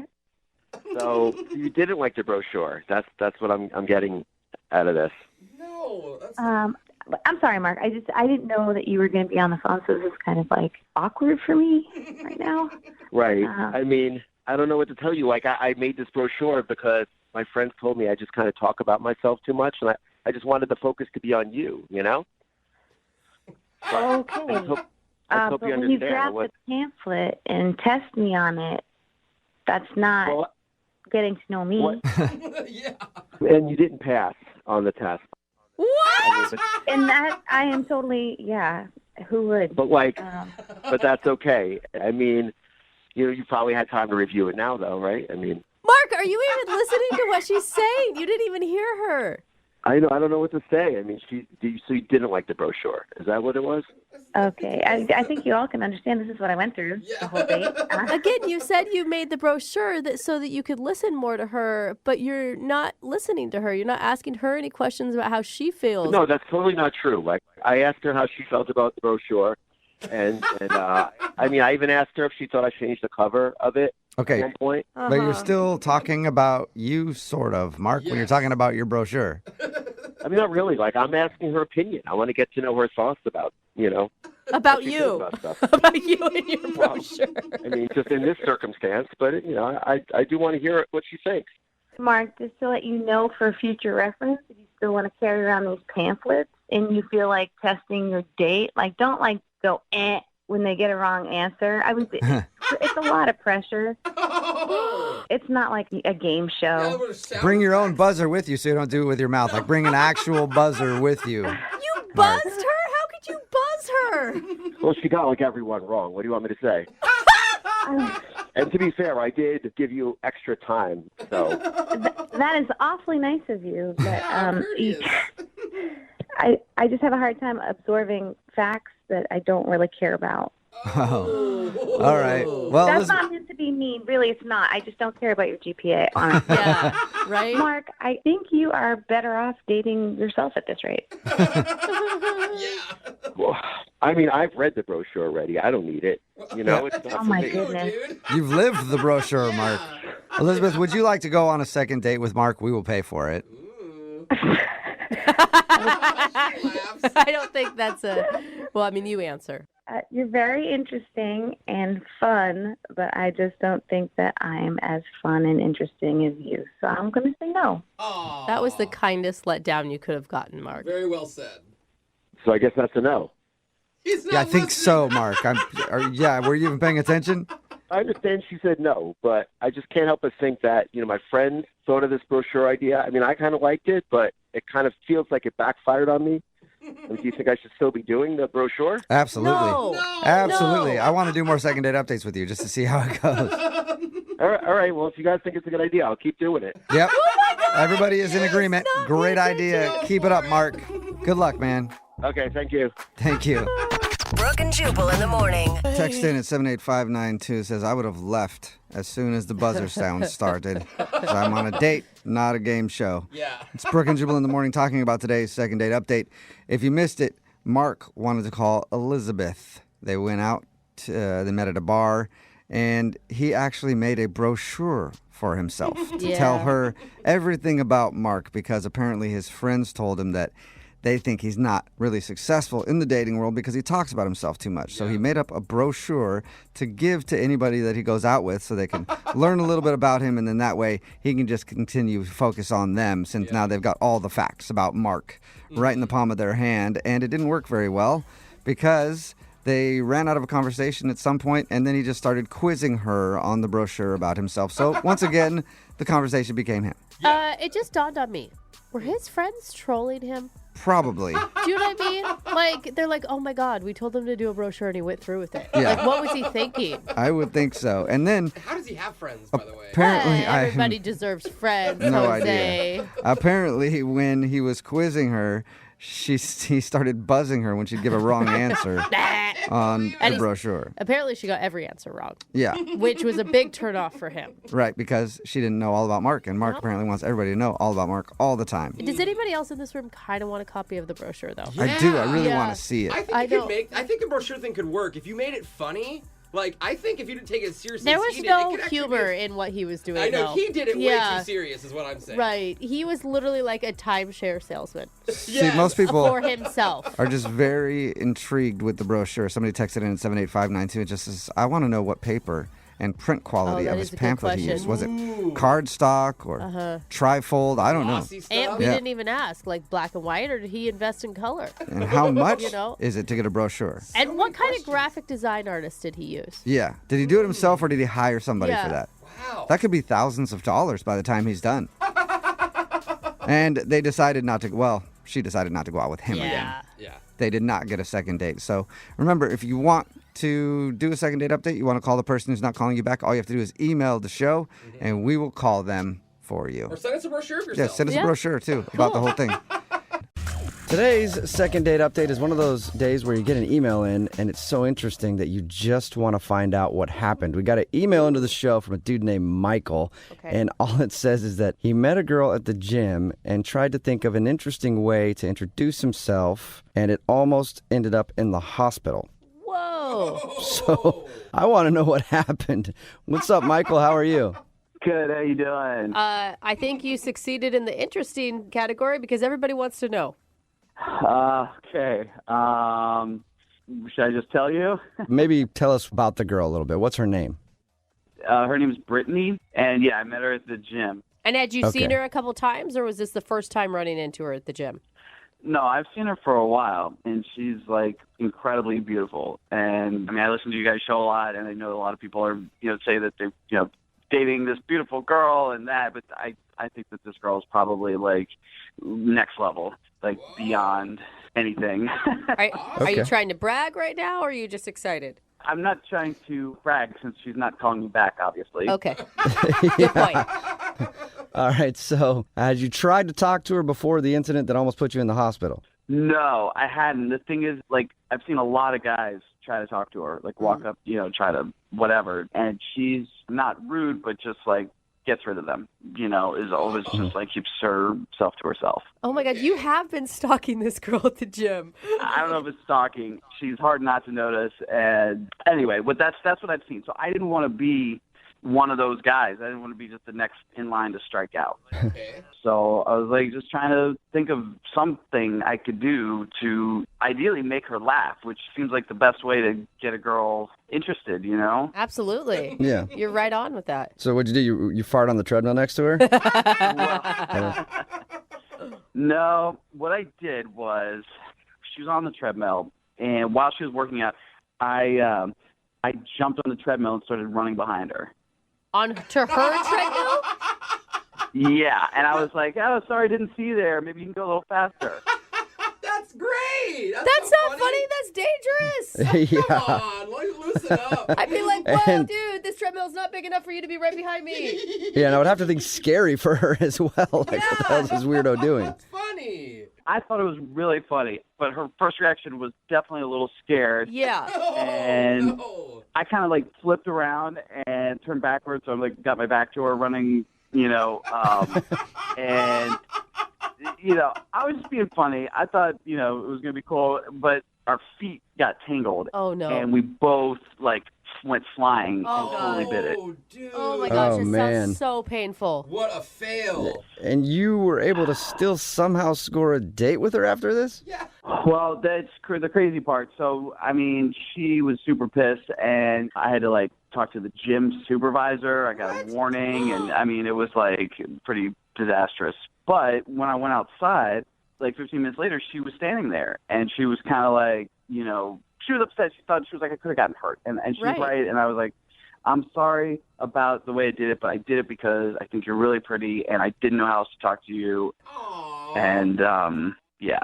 That's kind of sweet. Then. Well, it obviously got her, too. Yeah. I can't believe she fell for it, but okay. I don't know if she fell for it. Maybe I got the A for effort. I don't know. But I basically was like, let me buy you a drink. Let's go hang out for a minute. And she agreed. So we ended up going to the bar down the street, and it was really nice. But after 30 minutes, she looked at her phone and was like, I really got to go. And she left, and that was it. And now I'm like, she won't text me back. She's ghosting me. And I don't know what to do. No idea why. I really don't. I would have understood, before. She didn't want to talk to me, but we kind of had a moment. We went out, and it was going somewhere. And that's why I'm so baffled. I really don't know what happened. Yeah, she still went out with you after maybe risking a concussion or a broken bone or something, and then all of a sudden on your date, she just ghosts. That's weird. So wait, you haven't seen her at the gym either? Yeah, no, I haven't seen her there. It's been a week, and she's not been there the times that I've been there. Huh. Okay. Yeah, she definitely has switched up her gym schedule because she doesn't want to see you. Yeah. What'd you do, man? Well, I mean, the fact that I almost killed her might be it. But, Yeah. I guess you're right. All right, well, we'll play a song, come back, and then call her and get your second date update, all right? Thank you. Yeah, hang on. Moving 92.5. Brooke and Jubal in the mornings. Second date update. If you're just joining us for today's second date update, this dude named Michael is on the phone, and he wants to call Brittany. And he almost killed Brittany at the gym, and now he's wondering why he's not getting a call back. It's not quite that serious, but he did see Brittany at the gym for a long time, a girl that he wanted to talk to. And finally, one day he got up the nerve and thought he'd be funny. So he jumped on the treadmill at the same time as her to try to be creative. Ended up falling off and everything, but did go out on a date. And then shortly into that date, she just ended it and took off like half an hour in. And he hasn't heard from her since. See, I feel like, Michael, you were expecting too much. I think this was actually a pity date by Brittany. What? I mean, granted, you're the one that injured her. But it's a weird thing that women do when we're like, oh, but he feels bad, so I feel bad for him, and I don't want him to feel bad. Well, I don't think it was a total pity date. I mean, I have something to offer, I think. But at this point, I'm just, trying to figure out why she's ghosting me. It just doesn't make any sense to me, to go out with me and then just, bail like that. All right, well, I'll dial her phone number right now, get her on the phone, and see if we can find out what happened. Okay, here we go.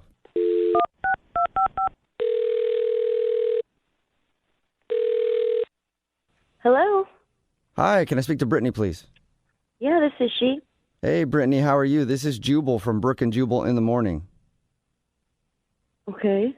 Okay. Hi, Brittany. You ever heard of it before? Ever heard of what before? Brooke and Jubal in the morning. I'm not sure. All right. It sounds like you just woke up. Are you tired? Yes. Well, good morning, Well, I'm sorry about that. Well, sleepyhead. so we're calling you because we actually got an email from one of our listeners who asked us to call you. Okay. You want to know who? Still not registering, is it? Well, no, I'm intrigued. Okay. His name is Michael. Oh. All right. And you met Michael at the gym recently. Yes.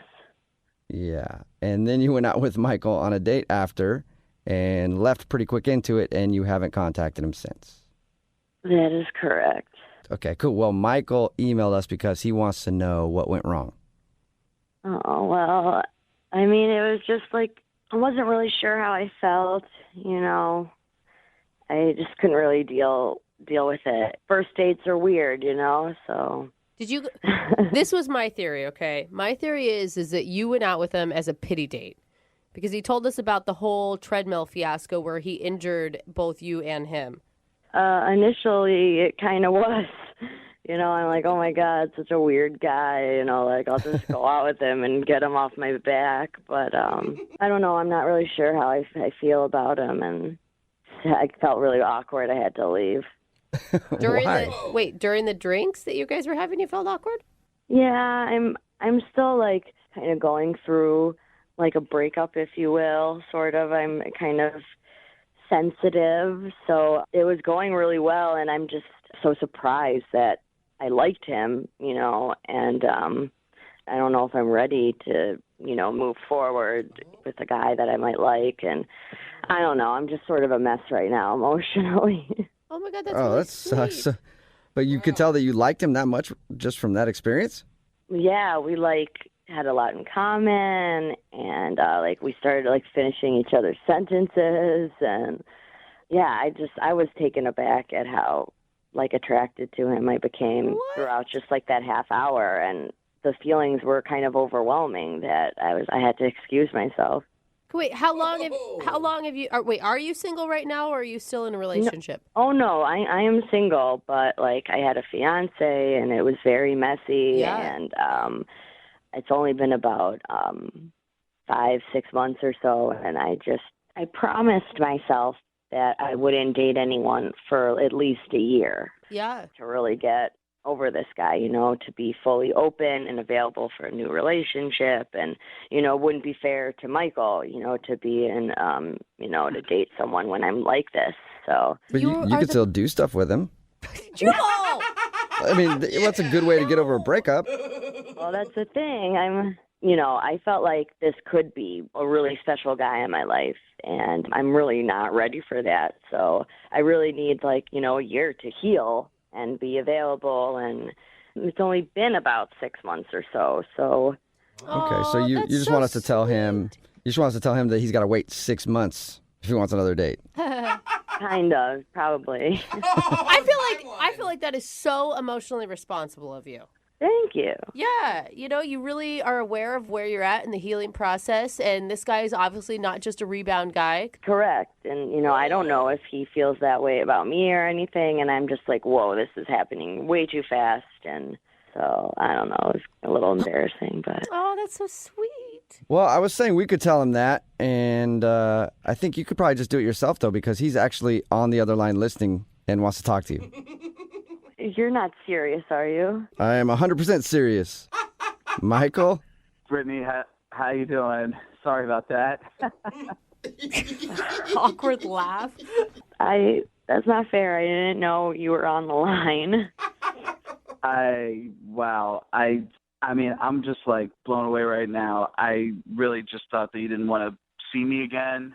I can't believe. I'm really sorry. I didn't really know how to process everything that was going on, and obviously now you know everything I've been going through. So it's just, I'm sorry.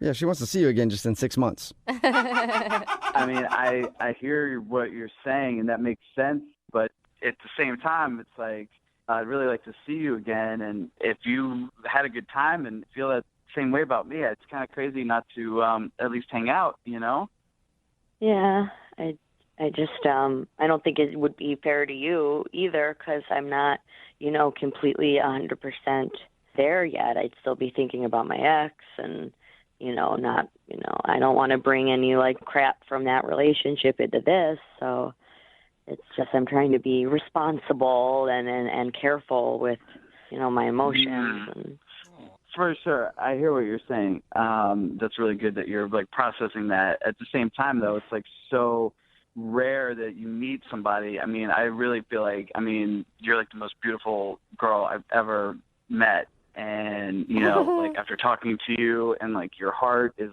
even more beautiful on the inside. I mean, I just. Oh, you're so sweet. That was the best compliment ever. I'm tearing up over here. Oh.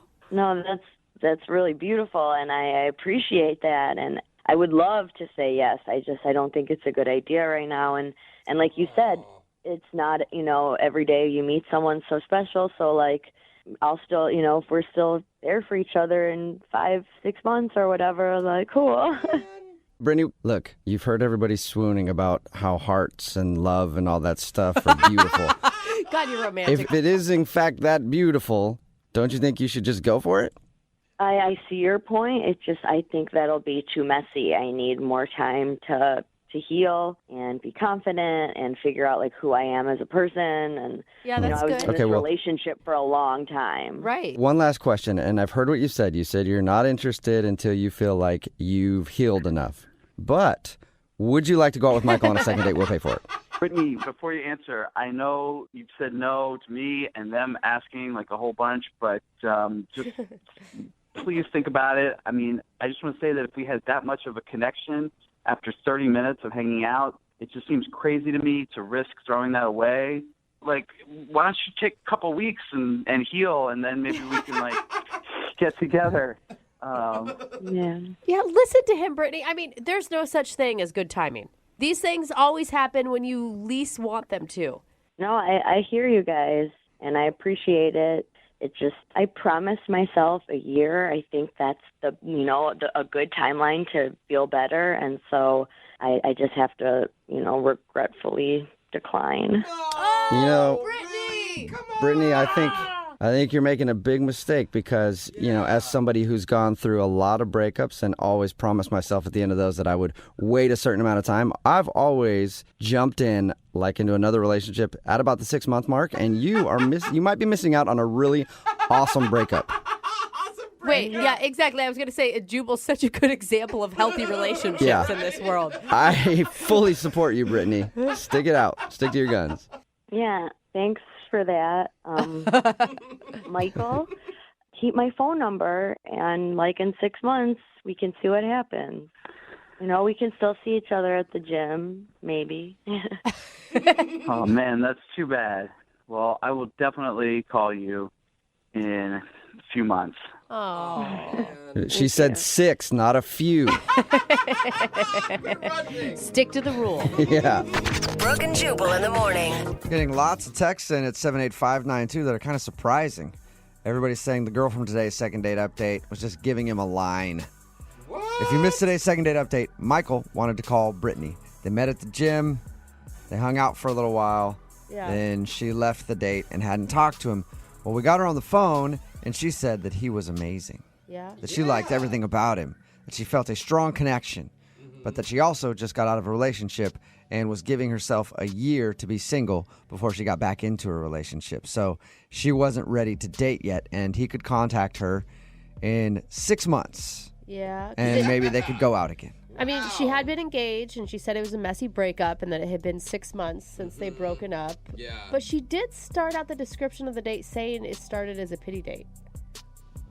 Yeah, she did say that. So Weird. I believed her. I just thought, hey, she's I did sticking to her too. guns, you know. I thought so too, and I was like, good for her for not caving if that's what she thinks she really needs. But that the is, listeners have a point. it's an interesting wrinkle that I didn't think of. Me neither. I mean, maybe we were being naive. I don't know what to think now. Maybe we were being naive, or maybe our listening audience is very cynical. Yeah, that could be. Yeah. Yeah. That's also And I appreciate that. Or just the world in general is like, oh, come on. Yeah. That's a line. Nobody waits that long before they get into a relationship. If they meet somebody they really like, you'll throw caution to the wind and you'll get back into a relationship. She's full of crap. She didn't like you. Either that or it's just a really good explanation on why there's so many dysfunctional relationships out there, right? That's true. Remember, if you want to do a second date update, all you have to do is email the show and we will call the person who didn't call you back.